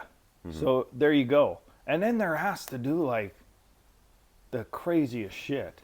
You know, there's no war, but say they're training for war, like in every area of your existence in the military or a combat MOS. Don't kid yourself. Yeah. You're training for Preparing war. for fucking Exactly. the absolute worst, yeah. So, yeah. You had said something earlier about being in Iraq, getting overrun, and kind of just, like, what was that? I know you had said, That was training kicking in and doing my job. what had happened there? What They was got that so mission? close, and that's we started getting intel that 90% of them. That's just a guess, but just a large majority were like, Yeah. just get us out of where we're They were all at. Get us some surrendering. food. Get us some water. Well, then there was reports as we got deeper in and closer to certain areas. We were Faylaka, something. I forget some of the names of areas that we came on that were actually like a village or a town. And, you know, Iraq is made up of tribes, but we weren't actually in Iraq at that time. I know at some point there were portions of our group or even us were potentially in Iraq, but it had stopped before that. But we took over these areas and they said, hey, new intel in this area where we happen to be. They're getting so close, saying they're giving up, and then they freaking open up fire. And it actually happened. And training kicked in. Training kicks in. Jumped on a 50 cal mount and freaking went to town. And never... I look back and I'll be honest, like you said, hey, Gunner calls me, hey, Joel wants to do this. I'm like, okay. And it kind of made me start thinking about certain things. And that was one. So as I'm thinking about it, even yesterday at work, I'm like, because Gunner texts me at work. So I started thinking, I'm like, I never felt bad. Like if someone's firing at me, and I always broke this down after each deployment, this guy was trying to take me out. Yeah. I never ever felt bad or like, you took a life. It's better than my life. Yeah. And I honestly, everything now, dude, I try to think of my glass is half full. Gulf War, tell that to a lot of the kids when I do Veterans Day speeches. I went 92 days without a shower. You fucking stink, dude. You're rubbed raw. You're in the desert. It's hot as shit. And fucking just shy of 92 days because our supply started running low. So drinking water then turns into we got shower and drinking water. And that was, you know, the little freaking sandbag. Yeah, squirt thing. But let me tell you, you go 92 days and you take your first shower, dude, that's like the best thing in the world. I love that. And anybody in America, or most in America right now, can walk in and say, you know what, I feel like taking a shower. Well, we felt like taking a shower a lot and you couldn't. And when you can't, and then you can, it's the best feeling in the world. Yeah, that's fucking heaven. You get a mid-tour from Iraq from my 2008 to 9 or 7, 8, whatever that one was. You get a mid-tour. And I'm coming back, and I was sitting in my garage right out here. And not to vary it too much, and your brother was maybe feeling some of this. From when Gunner turned 6, I'd been here for one of his birthdays. Oh shit. That's the military. Like, it sucks. I think we got a great kid. I'm extremely proud of him. We did good things. He's now doing good things. But I was here for one out of 6 birthdays. I was here for one of them. Because of a school, because of a deployment, because of something. So, veering off just a little bit, I'm sitting on my garage, and I got our car pulled in, and I'm sitting on the trunk, and I'm leaning back, and I was just staring out. When you're in Iraq, and in the area, we were at Camp Stryker, which was outside of Baghdad, and we went over for a specific mission, and then ended up doing something else, because where we were supposed to go was Ramadi, which was like the Wild Wild West, bad area. It's the desert and you don't see grass. So yeah, I was on my home for my mid tour. My neighbor walked over and he seen me, and apparently he was talking to me for a while. And I was leaning back on my fucking car and I was just staring at the grass. And finally he's like, "Hey dude." And I jumped up and, "Dave, what the fuck? Like, what's up?" He's like, "Dude, I've been talking to you for like 2-3 minutes. You were like zoned." I'm like, "Oh, sorry." He's like, "But you were smiling." I'm like, "Dude, I was just watching the grass."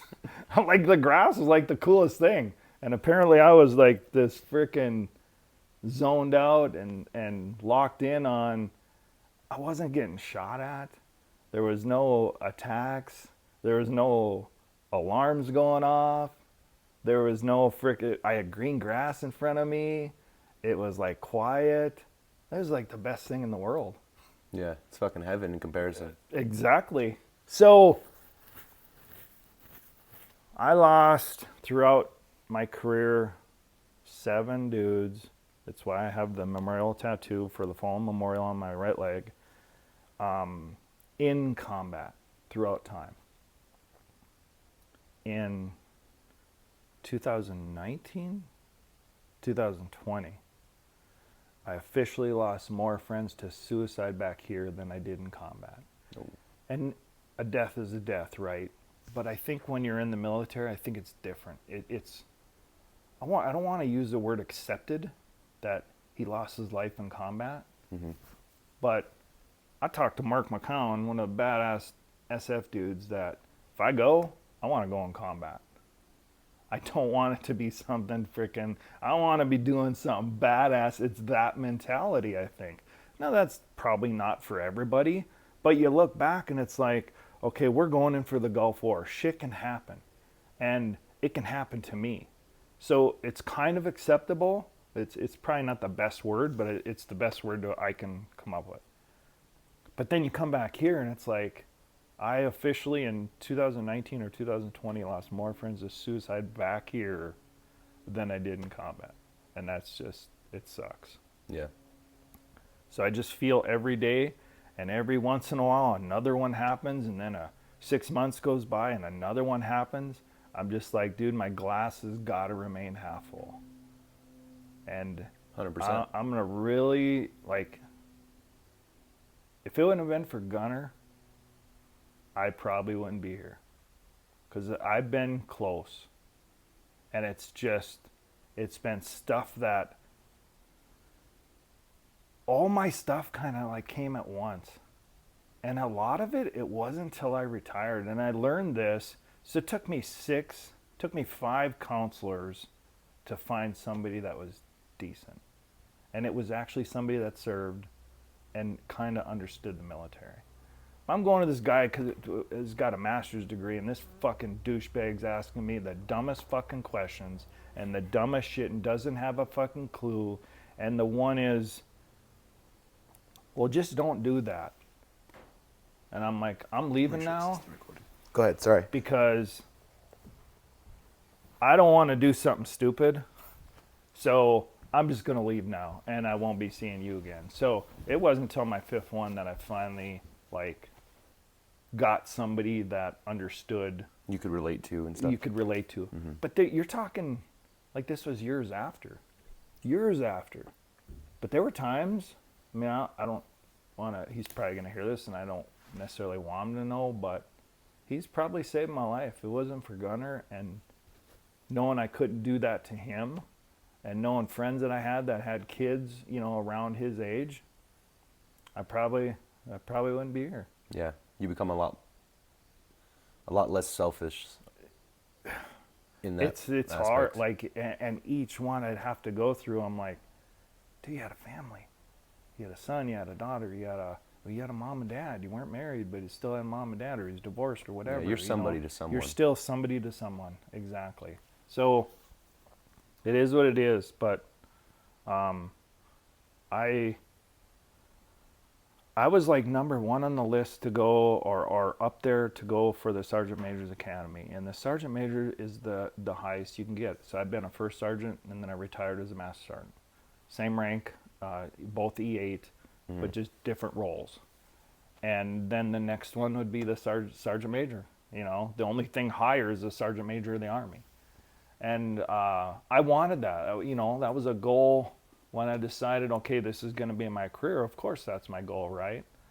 I was so prideful. I could have stuck it out.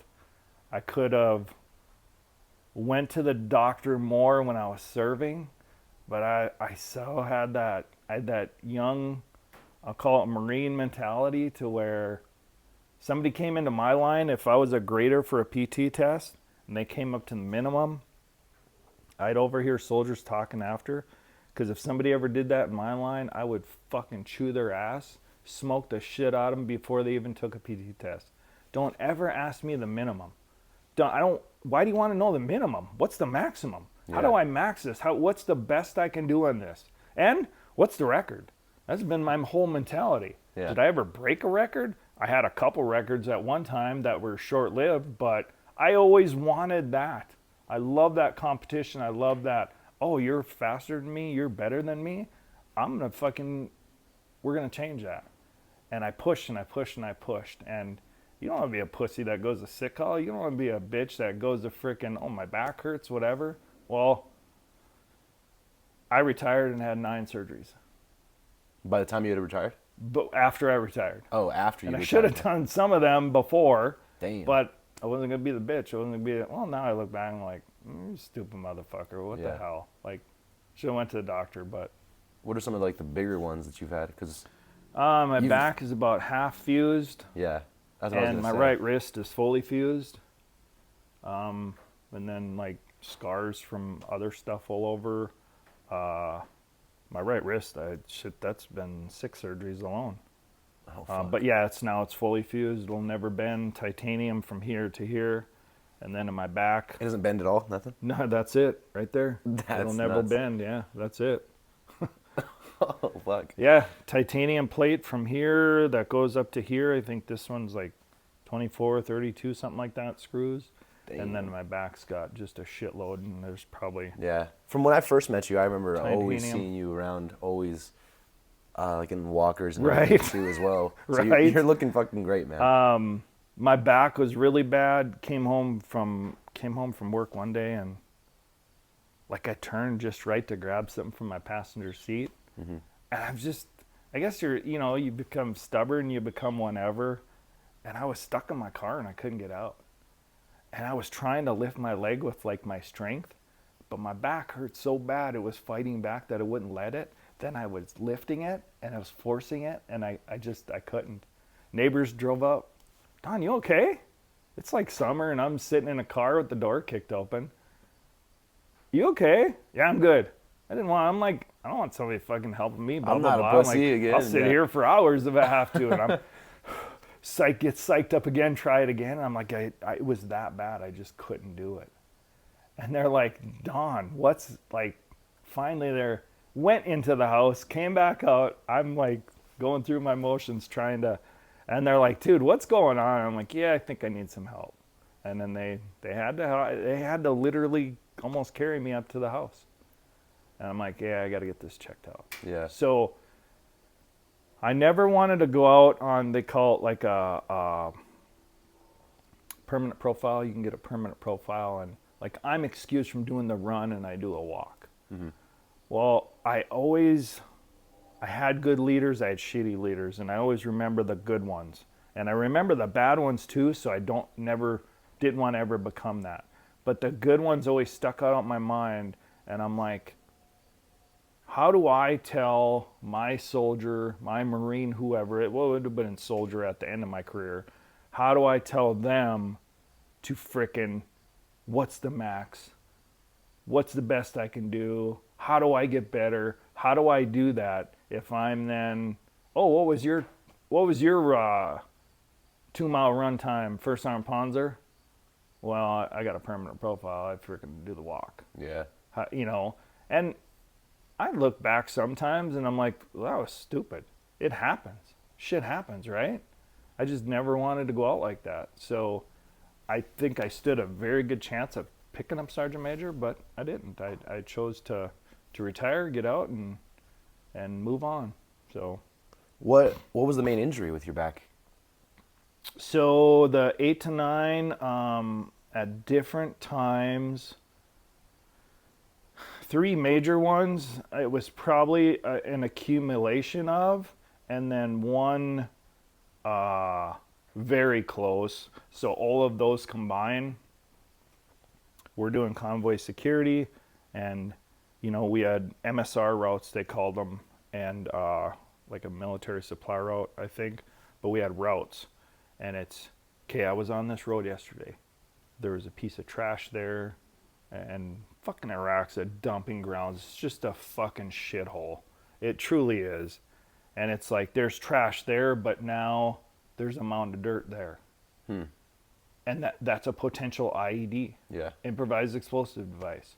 Well, throughout the tour was 3. One being the vehicle in front of it, very bad, being bad. And yeah, so just getting blown up, and it's weird, man. It's almost like the insides out, just fucking shit up from that massive explosion. Well, what happened? What's the story with the explosion? How did that? It was an IED, and we missed it, and it frickin' went off, and it was a remote set, and we got the motherfucker that set it off because he stuck around. And your scans, you do your 5s and 25s, and that's immediate. Shit happens, right? So I was going to tell you before, I never want to use it as a crutch, and sometimes I'll ramble, I'll repeat. Well, I apologize. No, but don't at all. I've put some of my stuff off. Maybe I don't truly want to know, or maybe I just don't want to be a bitch or a pussy. I'd be called that, but I got to get over that. But I'd started having issues. Turned out I have a TBI, traumatic brain injury, and it was from the explosions. So that one, I was knocked out. Well, and militaries, they can be kind of demented. A civilian who's never been around the military would say, like, you guys are fucking crazy, like there's something wrong with you, whatever. But yeah, I got knocked out, and I didn't know I got knocked out. Because you get up and you get back in the fight in that situation, right?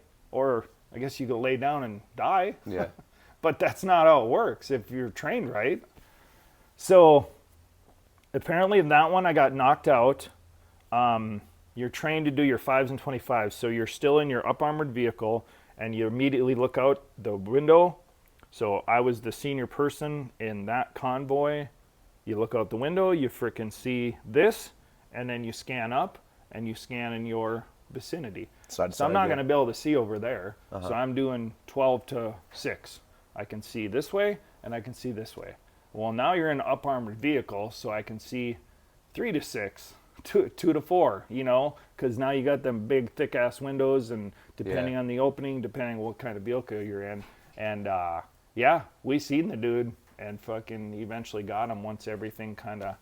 But obviously you've got major chaos, and I was knocked out, got up, got boom back right into the fight, and it wasn't until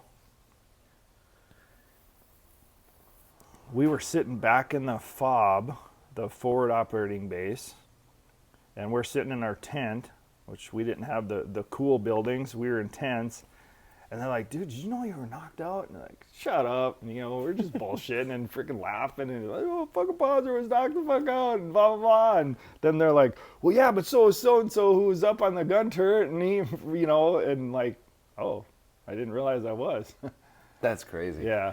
That's so nuts, too, to think, like, you're inches away from death. And then within how much longer until you guys are fucking cracking jokes? Ah, you fucking pussy, you were knocked out. Like, couple nights. Couple nights, crazy. And then it's like, but we got the motherfucker, and so it's all that mattered in the end. Remote set device, and so there was 2 others then further away, but when that happened that night, so that was a long day. So say we're doing convoy security and we're driving down MSR so and so, and we see something over here, and it's like, I was just on this MSR yesterday. This is fresh dirt. It's a mound that was not there. Mm-hmm. You got two choices. You keep going. You can do your own type of stuff that we come up with based on training that we received, or you call it EOD. Now, EOD could be frickin' 2 hours out. So then you cordon it off, meaning you like flag it off. Yeah. And frickin' Come back. pull security. Yeah. And then you sit there. Well, then what are you doing? You're sitting here, and you're just this frickin' open target. You could be outside a village. You could be on an open MSR. You could be going through a town. Yeah, you're just sitting a duck. lot of our stuff where we were out, Stryker was outside of Baghdad. And yeah, so what's the worst to happen? So that was one, this one wasn't even the dirt. Dirt's a good one. Like you don't fuck around with that. You stop, cordon off, and freaking call EOD. Sometimes you can move away from it wherever you see it, depending on how it is, the layout and stuff you've been trained. But yeah, so that one we missed. It was just trash that wasn't there the day before. And I've driven to Denver, and I know I'm not in Iraq. And I couldn't drive over manholes and just like stupid shit, like stuff I was doing that Gunner would be like, Dad, why'd you do that? Yeah. And You're I'm just riding with internally. Lisa. Why'd you do that? You like, we're going 40. You really had to swerve over that manhole? I'm like, who the fuck drives over a manhole? What, you stupid? Yeah. Well, then it's like, You're oh, not in shit. Iraq. You're Yeah. fine. And kind of embarrassing. I've had some bad moments, like road rage. Like years ago, like Gunner was younger, and I remember one time I think he was like screaming, Lisa was screaming, and dude, I was hunting this dude down, got him stopped, and he come flying around us and frickin' cut us off, and frickin' it was in a construction site and rocks were flying everywhere, and Gunner was smaller, and ended up going up to where the flag turned, and they got stopped, and I went out and frickin' beating on the window. It wouldn't open up the window, busted the glass, and frickin' was gonna jerk him out of the vehicle, and who knows? And Lisa screaming, it just like it's we're driving home, so it's over. We're driving home, and I'm like, oh shit. Like now it's kind of. Honestly, I did what? Like what? I knew I did. I mean, I knew what I did. It's just weird. Yeah. It's just, I knew what I did. And It was like something that kind of like overcome you almost. yeah. It's happened, unfortunately, a lot. And that was really what, like, I got to find somebody that can listen and understand, and then some way, shape, or form fix this. Because there's been in town, out of town, and probably stuff that has happened that it's not till either I'm driving down the road later or I'm already at my destination. I sit down and I'm like, oh shit, yeah, probably shouldn't have done that. But I don't know. It did, yeah. So that's probably really what, when I think Gunner even said at one time, like, I'm afraid to ride with Dad. I'm like, dude, I'm his dad. Like, I'm his protector. I'm his person. I should be the one that always watches out for him. Yeah. And if he can't trust me, so that was probably what really drove me to like, okay, something needs to happen. Yeah. I'll make it help. So Earlier you had said something talking about your medals or whatever as well. You said you're like, oh, we'll come back to that though. yeah. What was it you were wanting to mention on there? Oh, the key? Yeah. Okay. I thought so. The key. So there's this key, and I'll include it on like when I make this little post or whatever, so people see what I'm talking about. But I asked you about that key. So the last deployment was scheduled to do detainee ops, and eventually we did. To do what? Just detainee ops, Okay. detention operations. Gotcha. So we were on Camp Stryker, and then dude, this is where the fucking, like, just certain things click, and sometimes I can't think of the word. I'll probably think of it later. We If were it makes you feel within any better. Nothing has to be completely accurate. Well, now I'm just trying to think of the name of the place, but to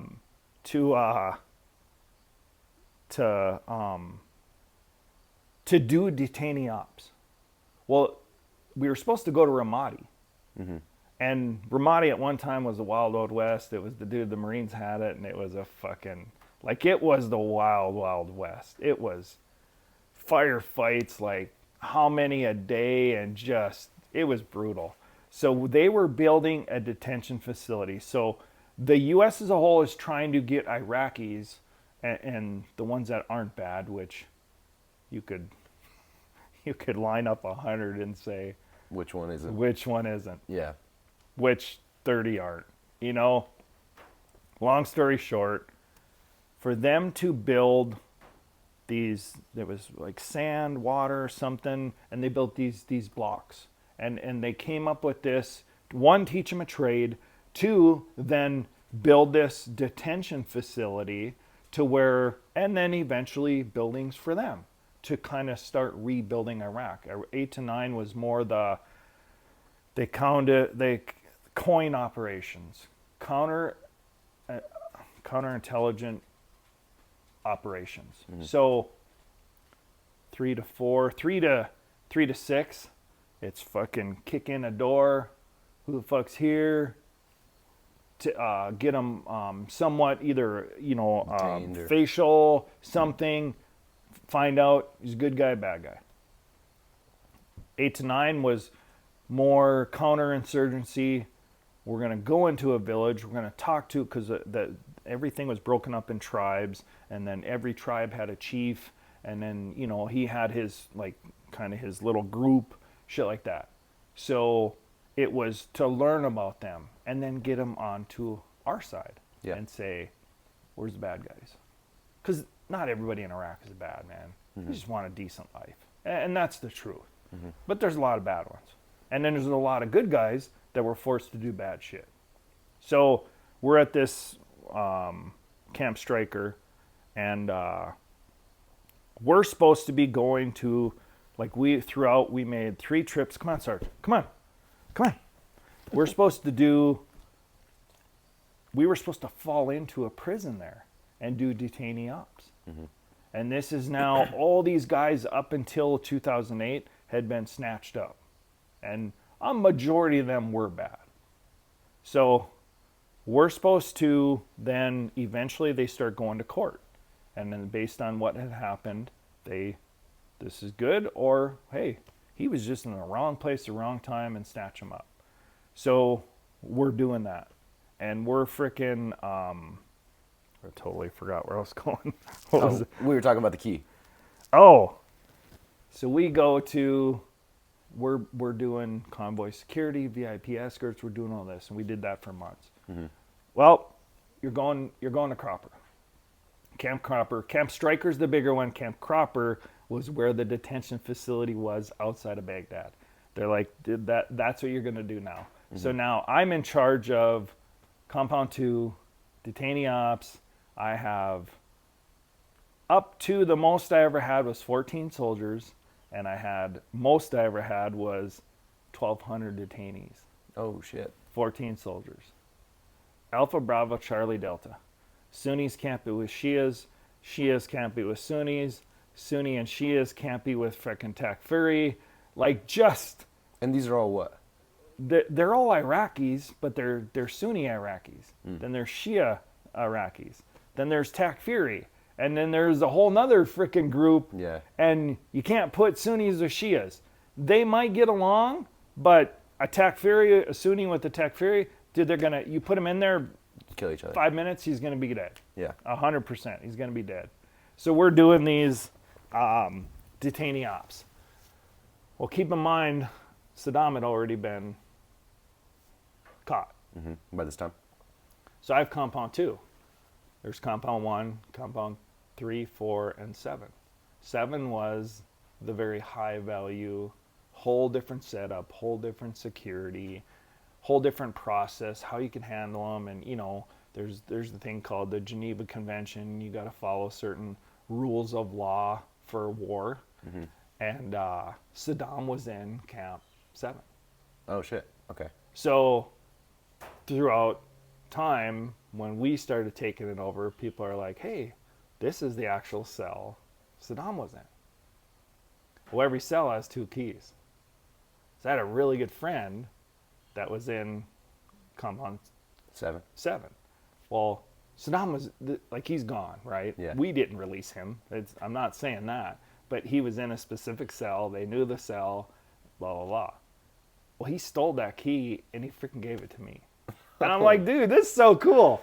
And I'm like, don't be fucking bullshitting with me, because you get in a lot of trouble. Because if there's 2 keys, there could have been more otherwise, but we were told there's 2 keys. Yeah. For all cells, right?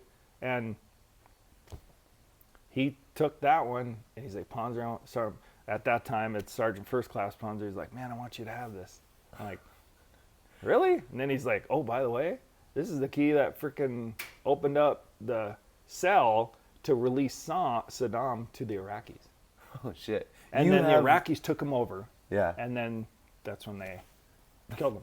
So over there in your That's the fucking key. living room, you have the key That's to the Saddam key. Hussein's cell. Yep. That's And fucking this, badass. you know, detainee ops is like a big deal. So you got to get into Camp Striker. Yep.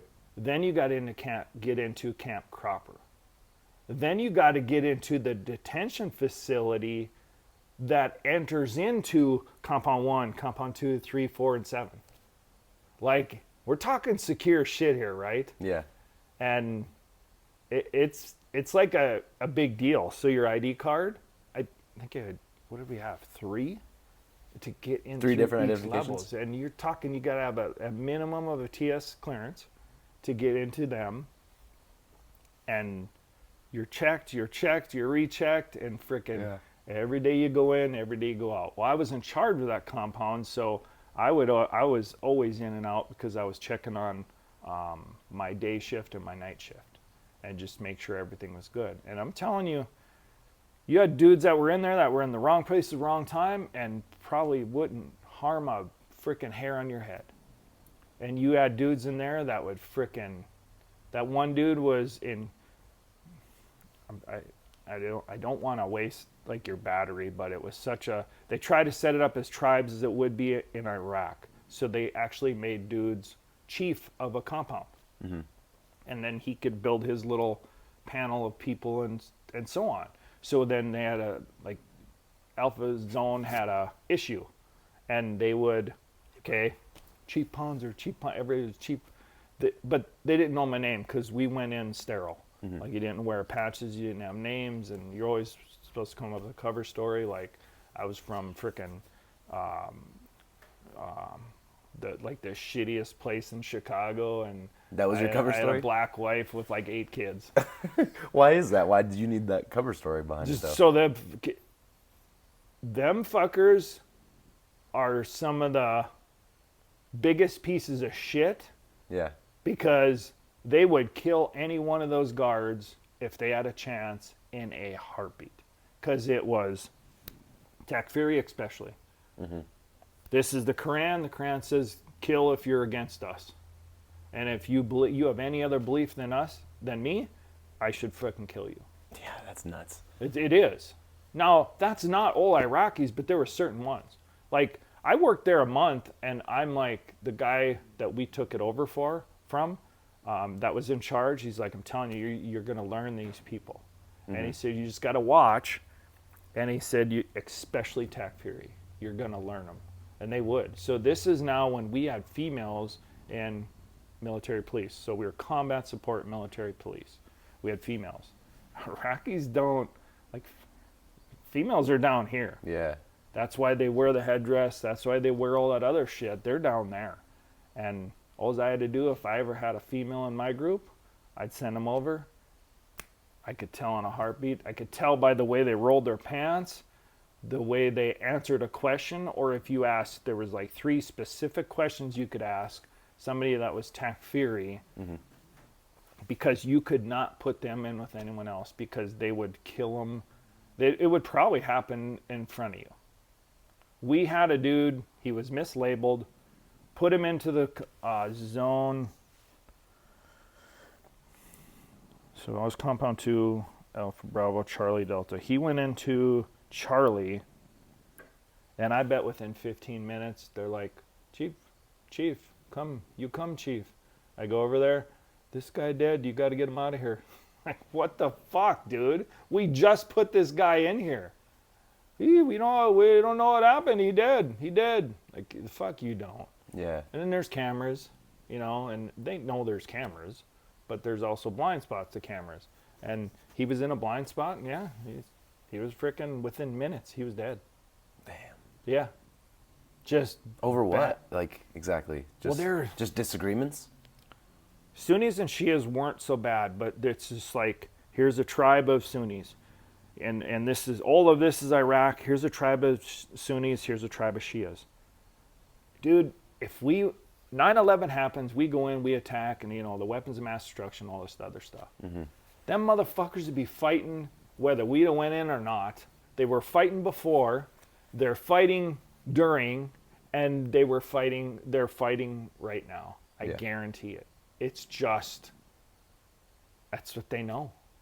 And these guys are bad, and if you're this, you believe they're bad. And Takfiri was the worst. It's kind of fucked up, but I always came up with nicknames as soldiers to whoever. Mm-hmm. Well, I came up with nicknames to some of the prisoners. So we had a guy we called, at that time it was Guitar Hero was really popular. So we called him frickin' Guitar Hero. That's what you called him? Why? Well, because he walked around like this, but he was always, like, he never said a word. He was, like, talk about 1,000-yard stare, like he was just a zombie, and he always walked around like this. Just like twitching his hands like a fucking guitar? So we called him Guitar Hero, right? So I always had an interpreter. Uh-huh. And I had 2. Because I was always going in, since I was the person in charge, I was always going in, and the chief of each zone or the detainees always wanted to talk to me because they believed I could make shit happen, right? Well, to a level I could, but whatever. So I had interpreters. I had 2 of my own interpreters, and they had, like, one was Snake, one was something else. And we're talking the middle of Iraq, the middle of the summer, hot like I've never felt heat before in my life. And they wore full ski masks and sunglasses, and they never left the building. Once they were outside and they were on Camp Cropper, that they were covered up 100%. Yeah, just so no one knew anything about them.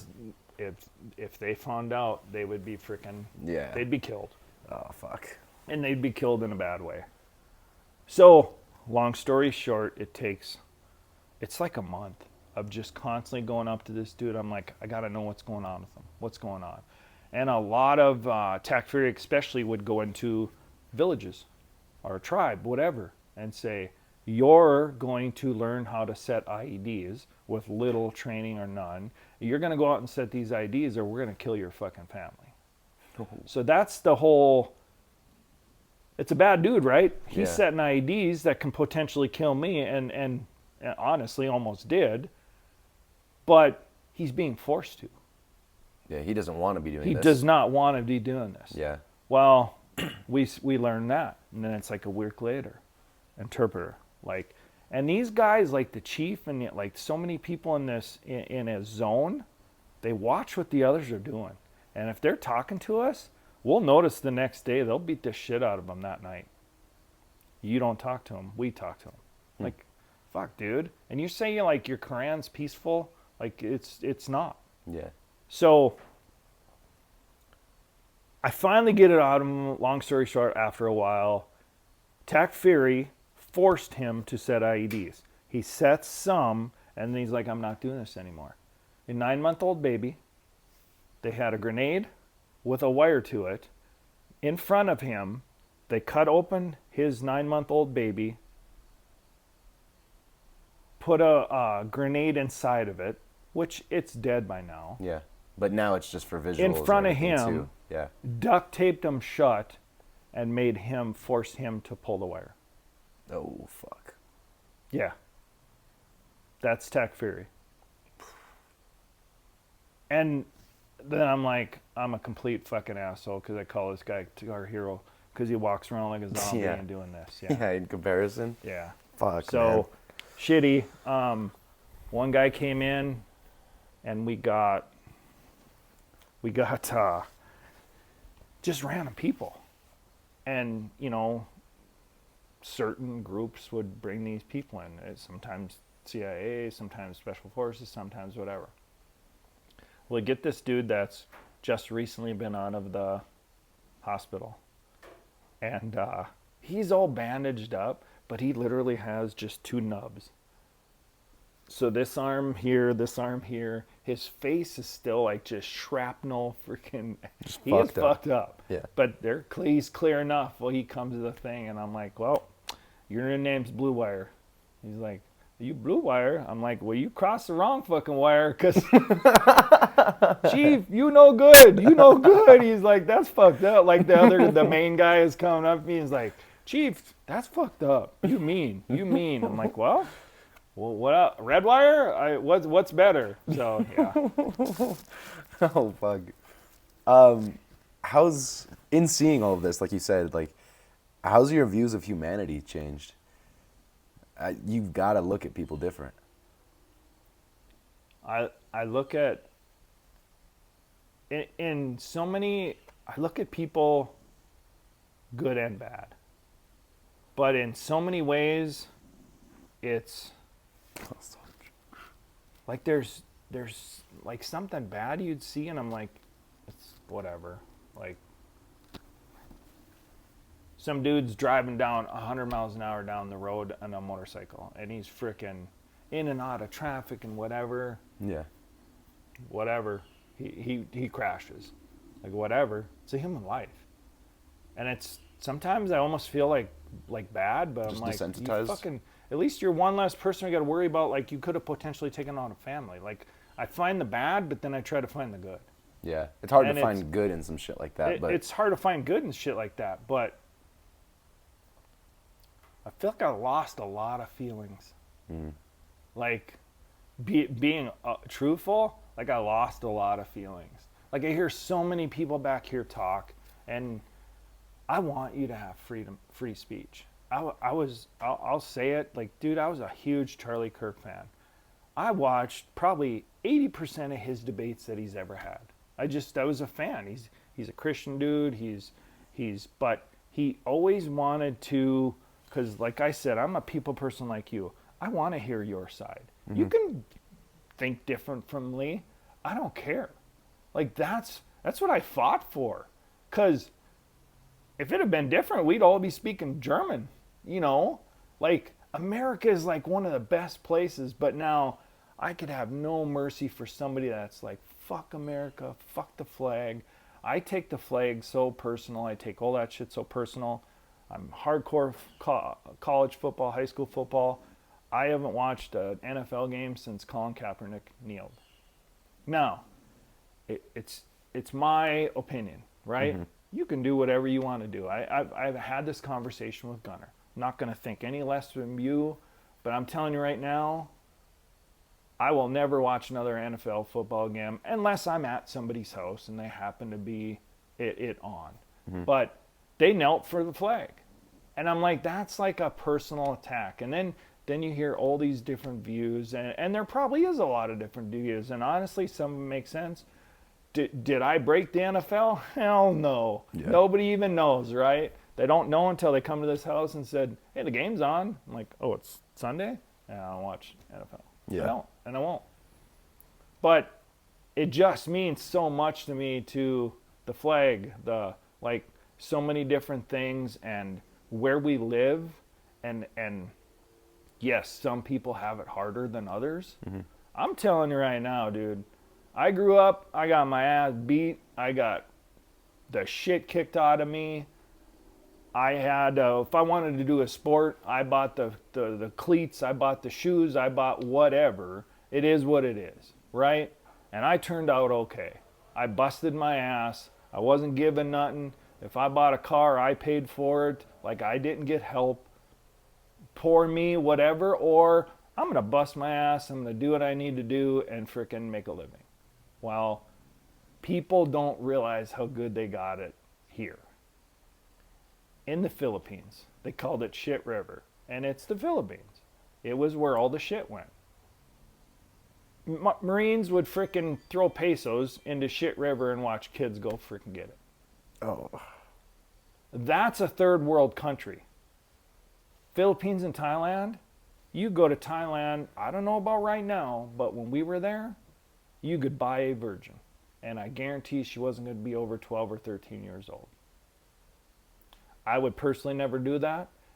Would I not say I didn't fucking enjoy myself because I was single and met up with very beautiful women, which I think Thai women are. Yeah. But I did my share of stuff, but you could buy a virgin for there. And it probably wouldn't be over $100. And that $100 to them is... It's like life-changing for a while. $10,000, I guess. I don't know. Yeah. And it's a shitty life. You could go out and get a Filipino and say, oh, fucking ass, the whatever, and you're going to let me do it. Yeah. And they don't care. $20 American dollars in the Philippines, you could go out, get drunk, get a hotel, get laid, and come home with change. Oh, fucking A. Do you think, like, the Americans' perspective of military and, like, veterans has changed over time then, too? It has changed over time. Like you said, yes. You see people, like, kneeling or whatever, and, yeah, you have, like, you said you support, like, free speech, do whatever the fuck you want, you know? Doesn't mean you have to be, like, in support of it, really, but, like, I think you should be able to do it, I guess. And I think there's always a line, right? Yeah. And that's, like, a lot of people found that out with Charlie Kirk. You know, I never liked Obama. I thought he was the shittiest president until Biden came along. Then I thought, hey, they can actually be worse, right? That's my opinion, right? Yep. But I have that opinion.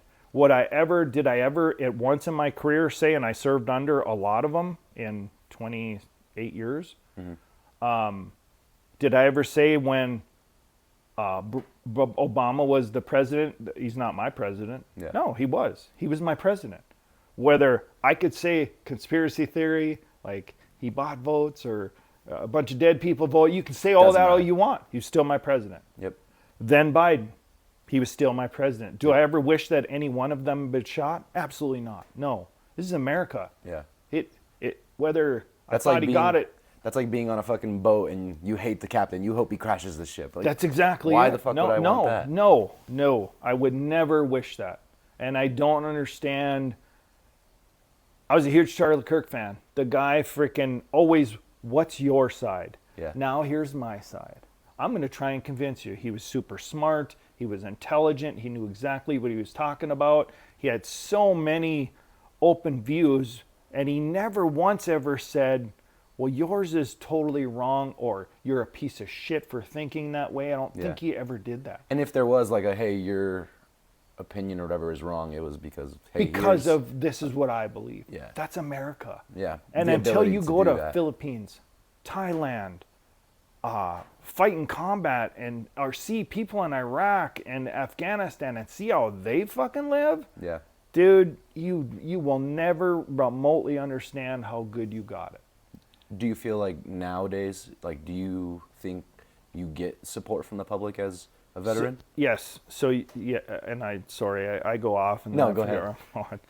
I think it's totally different. You know, I you could go down to my basement right now and you would probably find hundreds of books on Vietnam, and I became huge about Vietnam. I think after I joined the military, and then seeing, you know, I joined in '87. I went to the Gulf War. Then I joined the Army. Then I went to Iraq. Then I went to Iraq.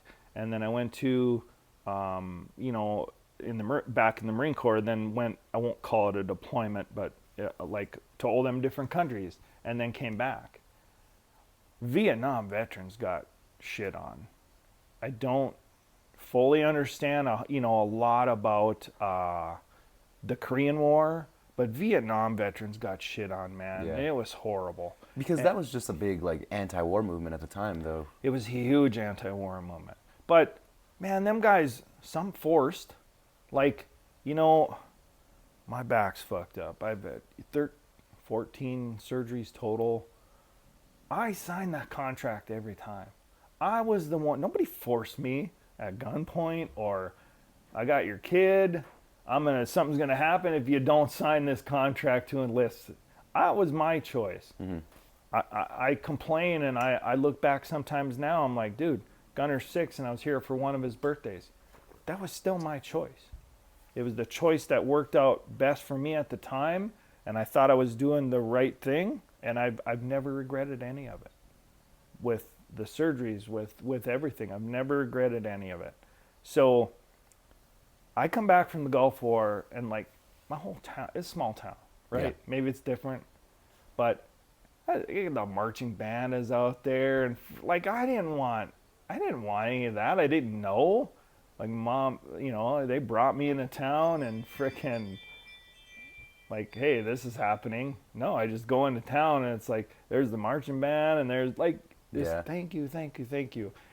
I've never once not appreciated it. I like to say it like this. I've never not once ever appreciated it. I've never demanded it. I never will. I get mad when I have went up to many veterans, never telling them I served a year in the military. Mm-hmm.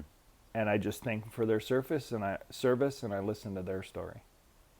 And I truly try to go out of my way for Vietnam veterans. And sometimes it gets brought up and sometimes it doesn't. I just listen to their side. And I want it to be like that. I truly do. I get absolutely furious when somebody says, I can't believe you don't offer a military fucking discount. I never signed one of my contracts to get a 10% military discount. Yeah. And if you did, you're a sad motherfucker, and I'm sorry you're part of the brotherhood that I lived in. Yep. It's sad. And it drives me absolutely fucking crazy when somebody does.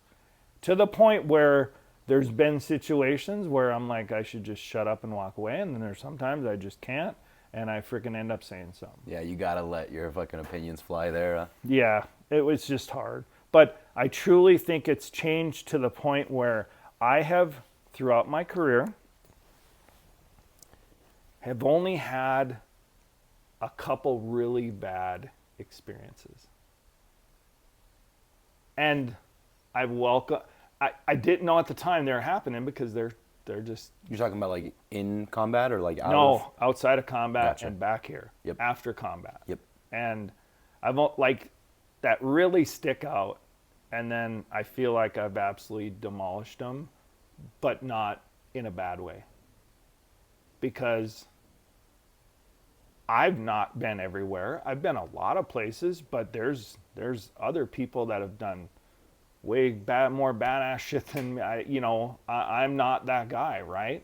Because there's always somebody else that's done. Well, you know what? I made it through the Q course, and now I'm Special Forces. Yeah. Well, then there's a freaking dude that's Delta. Like, then there's, hey, I made it onto a SEAL team. Well, there's SEAL Team 1. Then there's 3. 3 is more badass than 1. Well, then there's SEAL Team 6. Like, there's always another level of somebody that did shit way more badass than There's me. always a badder And motherfucker. I've never claimed to remotely be close to that person. I've done a lot of cool shit, but I will say this, I think it's changed a lot. It drives me crazy when somebody expects something that they should never frickin' expect. It drives me crazy when somebody says, I should have got this discount. I honestly, if it wasn't for Lisa, I hardly even ask. Or sometimes I'll just forget to ask. Yeah. So You probably don't feel like deserving or anything of that. It's just like, I did what I did because of, like, that's what I wanted to do. It's not like I'm doing it signed for the this contract. congratulations. That's exactly it. Yeah. I hold a lot of it that's bad in me, but I signed the contract. You know, you got a job that makes $50,000, you got a job that makes $100,000 a year, and you decide to take the $100,000 a year job, and the job sucks, right? But you're making a lot more money. You're providing for. You got to do what you got to do. Yeah. And there was so much throughout my career that I didn't, But eventually, you know, I got to take care of me. And that's why I eventually got out, because I couldn't keep up the way I wanted to. But I've only had some really, really bad instances that happened to me. And the good, 100% will always outweigh the bad. There's so many times that, you know, I don't like to go out in uniform. Somebody's going to do something for you. And it, trust me, man, I love it, but I just feel like somewhere to get that. Yeah. And one time I was running late. I was coming home from work. You know, you wear your uniform every day. I'm coming home from work, and we were meeting at the Texas Roadhouse. And it was one time Lisa and I and another couple I didn't have time to change. I'm like, man, fuck, I don't want to wear this uniform out. And, you know, and not that I'm ashamed of it, but I just don't want to. And sure as shit, came time to pay the bill, and somebody's like, yeah, it's already taken care of. I'm like, please tell me who it was. Nope, they want to remain unanimous. I'm like, dude, just you and me. Just tell me who it was. Yeah. He's like, nope, they want to remain unanimous. And why do you want to know so bad? To thank them. Yeah. Like, their sole purpose, they see this, they see me, they want to thank me. They're so thankful. Well, it's right back at you. I now want to go out of my way to thank you. Mm-hmm. Does any part of you feel like, obviously not in like a rude way or anything, but just like a, dude, like everybody says that, oh, you didn't have to do that, but like, you're like, dude, like, you don't have to do that. Like, almost more of like a serious, like a type of tone in that, you know? Yes, absolutely. You know, because a lot of people, when like you get a gift or something, it's like, oh, you didn't have to, and it's like, but you're really like, dude, no, like you didn't have to. Well, that's a lot. Yeah, it happens a lot. You know, I felt like Gunner's really like Gunner. You know, varsity football as a freshman, played a little bit. Varsity baseball, played. Like, Gunner's got a lot of accomplishments, right? Mm-hmm. You know, one of Gunner's coolest accomplishments. We were in DIA, and the little shit, he was young. And I've always tried to, you know, this is the flag, this is the, like, you grow up on a military base. Sorry, I'm kind of go ahead. veering. You grow up on a military base, you might see a 6-year-old standing out when they play taps in the, for the, like, or at night, and then reveille in the morning. Yep. You go to attention, you stop your vehicle. Military base, they're taught that. You see a 6-year-old freaking respecting the flag. And then a grown-up can't, like, that's why I struggle with it so much. But you learn that on a military base, right? That's a thing. So it's going to be more prevalent than it would be here. So I tried to teach some of that to Gunner, right? So 7 years old? I mean, he's pretty young, right? And we're in DIA, we're getting ready to fly somewhere. And, like, he just jets, he's gone. I'm like, what the fuck, dude? I walk up, and Gunner's facing me, but I'm going up to, he's talking to this old dude. And he's got the military hat, but I'm coming up from behind him and I don't see it. And Gunner's over there shaking this dude's hand. Like, I missed him. I didn't see him. Gunner takes off. He's like, I'm like, what the hell, Gunner? You know, kind of maybe shouldn't have swore then. No, you know, it is what it is, right? Yeah.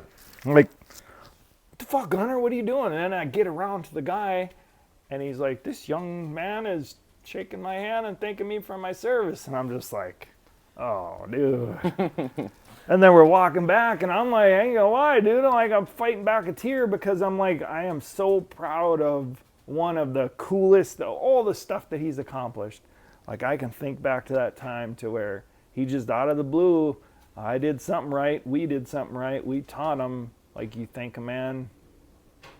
Paying that respect there, yeah. That's you know, Vietnam veteran, Vietnam service, whatever. You sometimes the ship name, whatever, nice. And you do that. And I love the ones that wear it. I'll probably never wear it. Like, I don't know that I'll ever reach that level. And it's not that I don't appreciate it. I appreciate it beyond every measure, but I just don't want, like, I want to hear their story.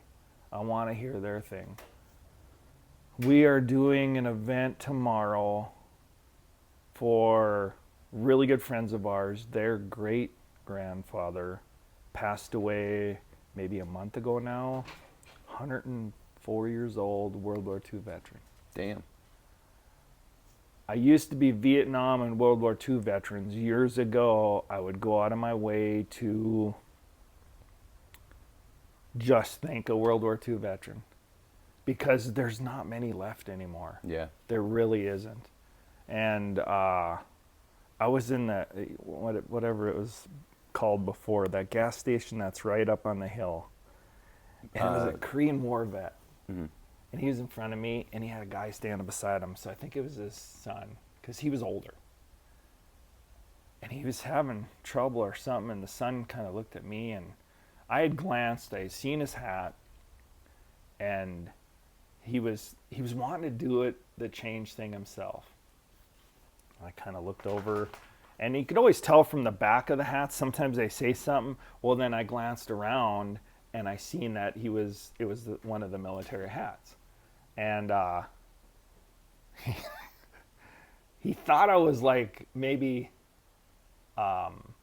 rushing him or something. Mm-hmm. And then the son looked over and he's like, he wants to. I'm like, dude, you're good.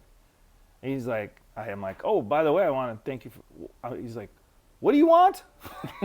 He was this crusty bastard, and the son's looking at me. He's like, I'm so sorry, man. He is what he is. And I'm like, he's stubborn. Man, I just want to thank you for your service, blah, blah, blah. And he's like, yeah, I appreciate it. And maybe he was having a bad day. I don't give a shit. Either way. Yeah. But the son, I say nothing. The son's like, man, he pays. It was taking him a while. He pays. He was older, so he's slower. So I pay, and I'm walking out, and son's like kind of steps back from his dad, and he's like, man, I just want to say I'm so sorry. I'm like, dude, you're good. You're totally fine. I just want to thank him for his service. He's having a bad day. He's got every freaking right to have a bad day. It's like World War II veterans. So you're talking about like the Vietnam, and you're kind of like how they were treated and how people are. I think this day and age, nobody has ever, especially in a uniform, like nobody has ever really confronted me. It's when they don't know you're in the military. And like I said, I've had 2 or 3 like really bad like situations.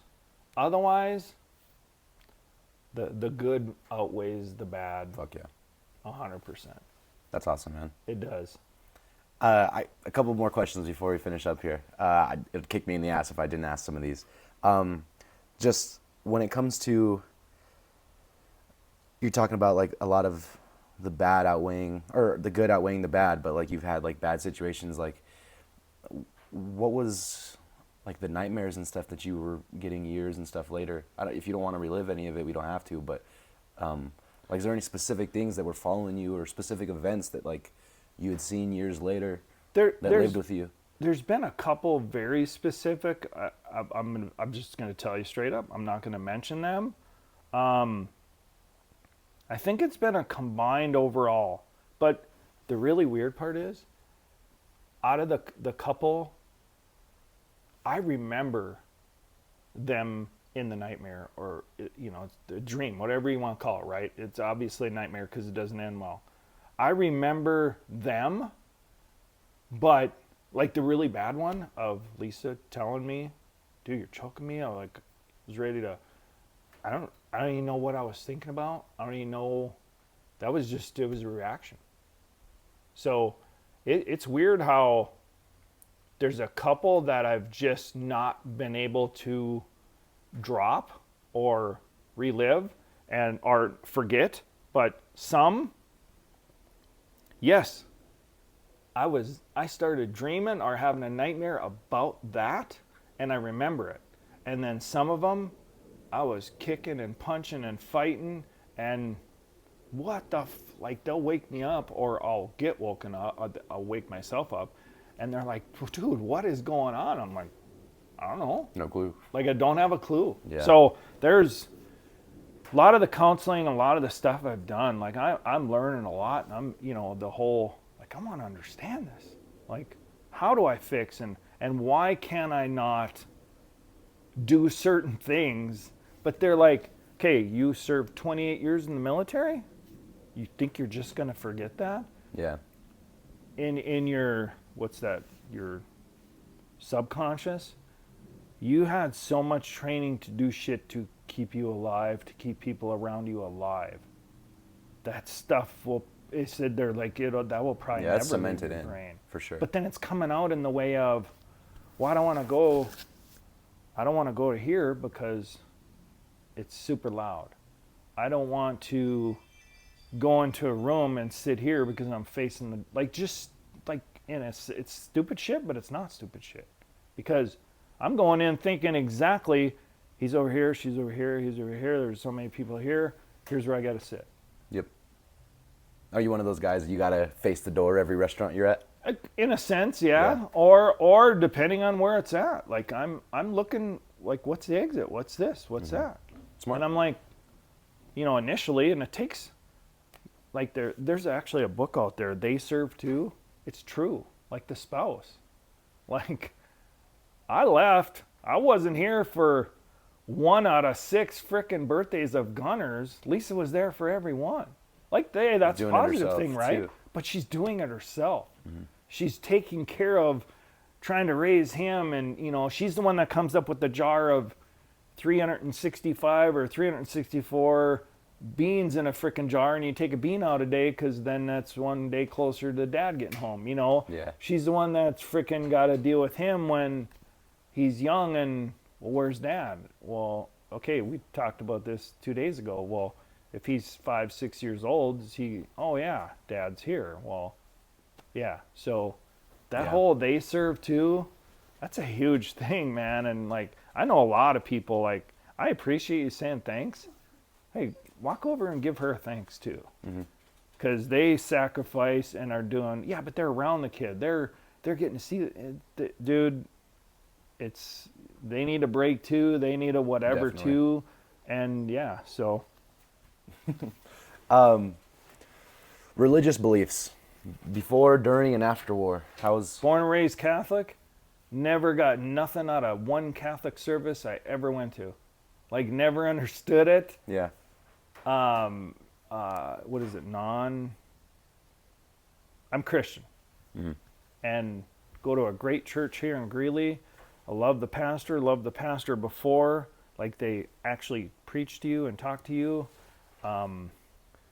Forced to go to Catholic, like forced to go to church Sunday, forced to go to catechism every Wednesday, I think we had, as a Catholic. Never really thought much about the Bible, never really thought much about like that. Maybe it's just because you're young, whatever. Joined the Marine Corps. Went to church service on Sundays just to have some sort of fucking normality to get away, because otherwise you were always with the drill instructors. Went to seen combat in the Gulf War, and frickin' I gotta have somebody. There was just few different instances that there's something higher on my side. And if that's him, I'm going to choose to follow him. And yes, I do now. Absolutely. I believe in God. I have faith in God. And I believe I'm around here because of God. Absolutely. A lot of other things, but absolutely. I do. Fuck yeah. Did you ever question whether it be you or like your superiors, or even like when it comes to like politicians that stay on fucking American soil or whatever? Did you ever question like intentions of the war? No. And like, what the fuck what are we doing? No, because every level of rank I picked up, you have a different responsibility. As an E5, you're a team leader. As a E6, you're a squad leader. As a E7, you're a platoon sergeant. And then you might be in charge of, the company as a first sergeant for the senior enlisted. I had some really shitty leaders throughout Marine Corps and Army. And they were few and far between in both. And I just think you train, right? And if you're in a combat MOS, you're training to do your job. You're training to be great at your job. You're training to be proficient at your job.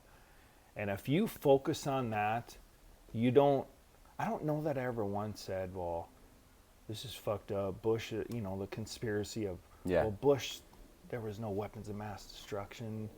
I think I'm learning more now that I'm retired and I have more of an opinion. Then, I don't think I did. Yeah. But it was, here's our mission. Come on, dude. But now, more you kind of... Now I do. And now I'm really into, I just think, I look back to, like, Gunner. Like, what's the right thing? Be a good human being. Yeah. Like, you could probably say I was born and raised racist as shit. I didn't know what I didn't know. We told black jokes. We used the N-word, right? We didn't freaking know. There was no one black around us. Yeah. The first time I joined the Marine Corps, that's the first time I was ever in person, face to face with a black person. Well, we told jokes that, like I said, Shouldn't have been told. 100%, right? But there was nobody around to know to, like, kick the shit out of you to say, dude, you can't say that, or that's not right? You don't know what you don't know. Exactly. Yeah. You don't know what you don't know. So I don't, there's good and bad, but what did you ask? Sorry. No, I guess, dude, really, no, you're fine. fucking struggle. I guess what I was more kind of getting at, too, with it was just, like, the intention of, like, the war, And people talk about it now. You can have all the conspiracies you want about, like, oh, well, 9/11 was actually this because they wanted to take oil, or, right.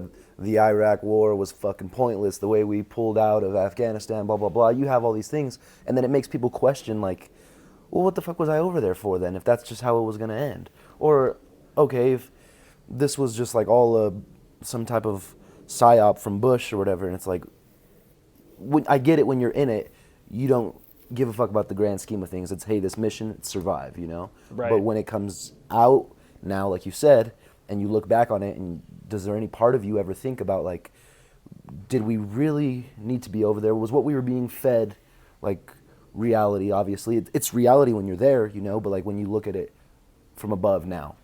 I seen a lot of bad over there, and I seen a lot of good. Mm-hmm.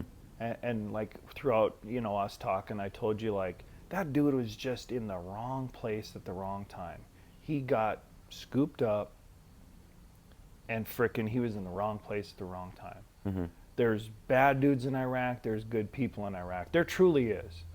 And I think from learning through that, from 100% experience that, being around that, and seeing the bad, seeing the good, seeing the ones that were in a potentially very shitty situation to then get cleared, like, to see them be so thankful. So we actually, when we did the detainee ops, they went to court. Yeah. And they were American and Iraqi. Iraqis made the final decision, right? Because it was the Iraqi people. Yep. That's why we released Saddam to them. They could do whatever they were going to do. Mm-hmm. And there was no question they were going to kill him. There was no question. But seeing that, I think now, what's true? There's shit that happened in the Gulf War you never ever remotely heard about. And you probably never will. There's shit in the Gulf, or in the Iraq and Afghanistan war that happened that you will never fucking hear about. There's people in the public right now, there's military dudes that are out in and around Denver during the day, at night, in clubs, watching for bad people. Yep. And you don't have a clue that's freaking happening. I love it. I think it's good. There's so much I know from that military and that standpoint, but there's still so much I don't know. So, deep down, I got there. Not everybody made it home. Everybody that was ever under me made it home, and I made it home. And that was my goal. That's all that. Yeah. And I try not to think about it a lot. I think as you get older and you get more mature, and through experience and through everything else, you tend not to, you may think it's hard to not start, like, did that really happen? Did this really happen? But how do I get the truth? At the end of the day, what it's is already the truth? done. Yeah. Exactly. That's exactly it. You're obviously a supporter of the military. Mm-hmm. You know, it's such an open-ended question. Well, what do you think? You know, it's hard to say. It truly is. Me personally, I guess I kind of get tied up in a lot of like, I try not to, but I get tied up in a lot of like conspiracy shit and just So do I. I do. and just like bad intent when it comes to reasonings for wars and stuff. You know, I think all war could be avoided. Like in an ideal world, yes, but realistically, no. Realistically, no. No, of course, like you would shoot for love like to see world it, right? peace or whatever, but Yeah. it sounds shitty to say, but a part of me almost thinks like world peace is basically unattainable with the way humanity runs. It'd be you're great 100% if it right. could, and some people are gonna listen to this and think like, yeah, yes it could. We just got to do this, this, and this, and it's like, yeah, but we're already too far gone. If the world ran like that, where we were all bargainers and fucking traders, and we all could love your neighbor or whatever, then yeah, but we're too far past that. Greed. And I money. hate where we're at now. I hate where you can't be a Democrat, I can't be a Republican, and we Yeah. can sit down and talk. I hate that we can't. And I think that's more of like even like a media thing for the most part, because It's 100% is. yeah, you look at stuff and you think like, oh, a Republican is supposed to hate a Democrat, the left is supposed to hate the right, where 80% of America could give a fuck less, and most of them are cool. Right. Like, you and I could be completely opposite ends Yes. of like a political standpoint and still be cool and be on the fence and agree on majority of things. But it's that 20%, 10%, whatever it is remains, that's the extremists that are then broadcasted in media that make everybody seem like, oh, no, we're divided. And I think they want to. Yeah, I and that's do. the point. I do. And That's the point. It's the point. Yeah, that's and the point. That's unfortunate. It truly comes down is. to like the cliche like sayings like, oh, united you stand, divided you fall. You know what I mean? And Yeah. shit like that, sayings like that exist for a reason. You know what I mean? But yeah, like I mean, no matter what the point of the Iraq War was, or like the invasion of Afghanistan, or the Vietnam War, whatever, it's over. You know what I mean? It's over. So That's it's exactly it. all you. I guess you can study it and feel a certain way about it now, because Which I then think you should. It gives you knowledge on further wars and Well, intent and stuff like that. and what's the main point of all that? It should be how to prevent. Exactly. If this happened, they did this, we did this, well then at 14, 15, Mm-hmm. 16 years, well how do we stop that? Well, that's where history is from the time America was started. There's Yeah. some shitty stuff was done, right? Like slavery. It's fucking horrible. Like who does that because of the color of their skin? Like Yeah. come on now. And but I think as bad as history can be, you can learn from history. Like 100%. You can that learn. should be talked about, because we should be better. never ever allow that to happen again. Yep. And you just can't have a conversation with certain people about that now, and it's just it sucks. Yeah. But So- that again, I think the idea is that like you can't have those conversations. Yes, you can. It's just a very small amount of people that like you can't, where it's just like a lot more I agree. small-minded I agree. and closed-minded on shit like that. So that goes into my last question here. When it comes to everything you've known and seen, where does that put your standpoint on like current wars and global affairs? Like when you hear about all this Russia, Ukraine, Israel, fucking Hamas, Palestine, shit like that, if with however educated you are on stuff like that, how do you look at that now? So I'm gonna I've always tried to keep it simple, stupid, right? Yeah. Russia, Ukraine, to an extent, we should have no part of that. I don't know that we should pick a side. Maybe make another country an ally of theirs or whatever, foot the bill. Because what were we doing? We were footing the bill, right? Yep. Well, now I don't want to go off on the tangent, but how much of that money was going to Ukraine? Yeah. Now, say 70%, right? 30% was going somewhere else if you listen to the news and all the different sides. If Now- even 1% was going, that's too much. to something else. Is how much of the 70%'s going to just the frickin' president or the frickin' ruler of Ukraine, right? And now, you get into like conspiracy. Now, how much on is stuff actually like that going too, towards the war? Exactly. If we send a missile, right, the missile can be used against Russia. Understand that. It's tough because people want to think like, oh, we should help, like lend the helping hand where we can, but I agree. I agree. But it's also like we also have to prioritize America. We do. Yeah. We do. And over a lot of other things that have happened in the past, now, and probably in the future. We should focus on America. And I don't think, if the example is Russia and Ukraine, I think we only interject, whether it be with money or troops or whatever, to what level, we only interject when we absolutely have to. For instance, i.e. Russia is now wants to take over the whole country to then invade China or America build, and so on. Yeah. Yes, we only interject when we have to. Yeah, but then that also becomes just like it becomes your own, and not your own, but like whoever is making that decision, it becomes their decision of like when is it mandatory? What's crossing the line, right? What are your priorities? When do we have to stop it, right? It's all valid stuff, and I think you can have a great president if he surrounds himself with really, really good people. Yeah. But you gotta have really, really good people that have your layout, your brain, your ideas in being used. Yeah, but you'll never find a president that can please everybody. You're not gonna find that. Yeah. You're not. You're not. The best president in the world is gonna piss you off every once in a while. I fought in it. 3 years of my life, close to just shy of 3 years of my life, was spent over in Iraq. I wish it. Deep down, I wish it would have been none. Right? Nobody like. The military, dude, you talk about some demented shit and you do some stupid stuff and civilians will never understand it. But deep down, I wish I never had combat experience. I wish I never had to take a life and do what I had to do. Hell yeah. I wanted to serve the military. That's its main goal, right?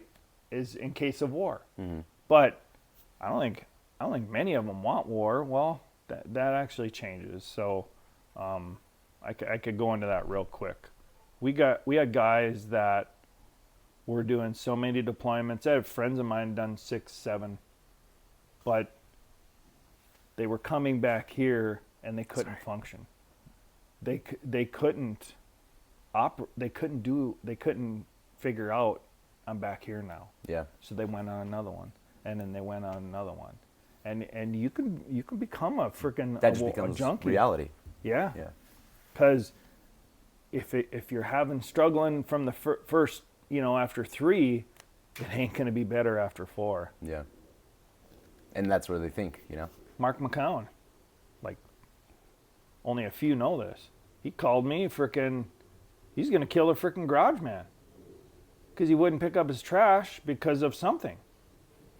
And he's like, dude, and I'm like, Mark. And then he's like, touch that fucking thing, I'll fucking blow your head off. Like, I'm like, threats. Mark, listen to me. Forget about him, listen to me. Like, he called me like that was going to happen, and that's in North Carolina. Like, that's outside of Fort Bragg. That's in the United States. You're not. And it's sad, but it's reality, man. That's what became his reality. Yeah, exactly. Yeah. So I wish it would have ended a whole lot sooner. It sucks the way it did end because of the pullout and just leaving and sacrificing Americans and, the whole Benghazi thing. Like, I probably know more about Benghazi than being in the military and talking to people that knew people that were actually there. Yeah. I'll never fucking support a Hillary Clinton. I never will. Yeah. And them famous words of when she was getting grilled over it, can't we just move on? Can't we just move on? I signed every contract I ever did to re-enlist and to stay in the military. And I stayed in the military probably longer than I should have. And that was my choice. But, you know, we're not a number. And you shouldn't ever be treated like a number. And that was freaking horrible, along with many other things, but just a few. So, but deep down, hell yeah, I wish the freaking Iraq-Afghanistan war wouldn't have went as long as it did, because I truly believe, I've been to Iraq. I had so many friends that were in Afghanistan. They're fighting before we got there. They're going to fight after we leave. And it's just the way it is. Yeah. What changes? What exactly? Yeah. It's not gonna. Yeah. So, Fuck, man. I appreciate you for doing this, man. Thank you again. Like I said, I knew a lot about you, but I got a whole new respect for you. I feel like this has been dope. This has been a really good example and just a lot of good perspective for other people to hear as well. And this is hopefully an audio, a video that'll fucking last years and years for people to see. And I appreciate it. Yeah. I really do. You know, there's good and bad, dude, right? Everybody has good and bad. You know, everybody's got a good experience for life. Everybody's got a bad experience. I maybe have a few more. Others have a whole lot more. Who knows? Whatever. But I love what you're doing. I personally, I love what I'm doing now, because I want to end with, I want to help vets. I want to help people that are struggling. I want to help people that don't know about, oh, I served in Vietnam, but I can get medical stuff from the VA. yeah. And there's one in Loveland, and there's actually two in Loveland, and one's brand new, and it has physical therapy, like it has all these things. All the resources. And so many of them don't know. There's still so many people out there that don't know. So reaching out to the such gracious business owners that were veterans that were willing to do that. You know, I did a lot of cool shit throughout my whole career. I'm proud of a lot. I'm more proud of that. If one guy walks in there and says, I didn't know the VA could help me with this, and he learns that, that's a success. Then you've done your job. I've done my success. Fuck yeah. I have the utmost respect for your brother and anyone else that decides to serve their country. I truly do. I try to go out of my way. Sometimes I'll never say I was what I did. I just want to shake their hands. So I want to thank your brother. I hope he's having a good experience.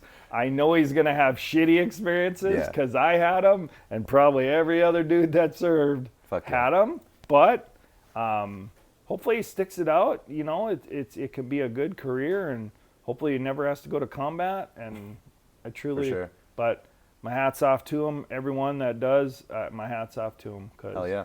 they don't have to and they choose to. Is there anything you want to, I know you said like you're trying to help out a lot of vets, everything as well. Is there any like websites or anything where people could support, like any type of like, not GoFundMe or whatever, but like fundraisers, any type of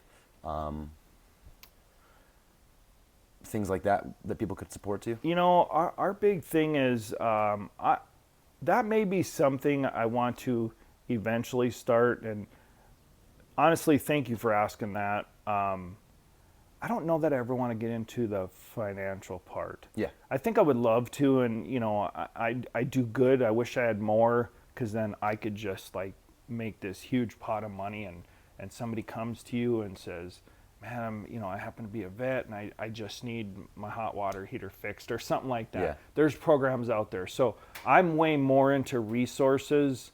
I don't know. There's so many. I don't know a lot of them offhand.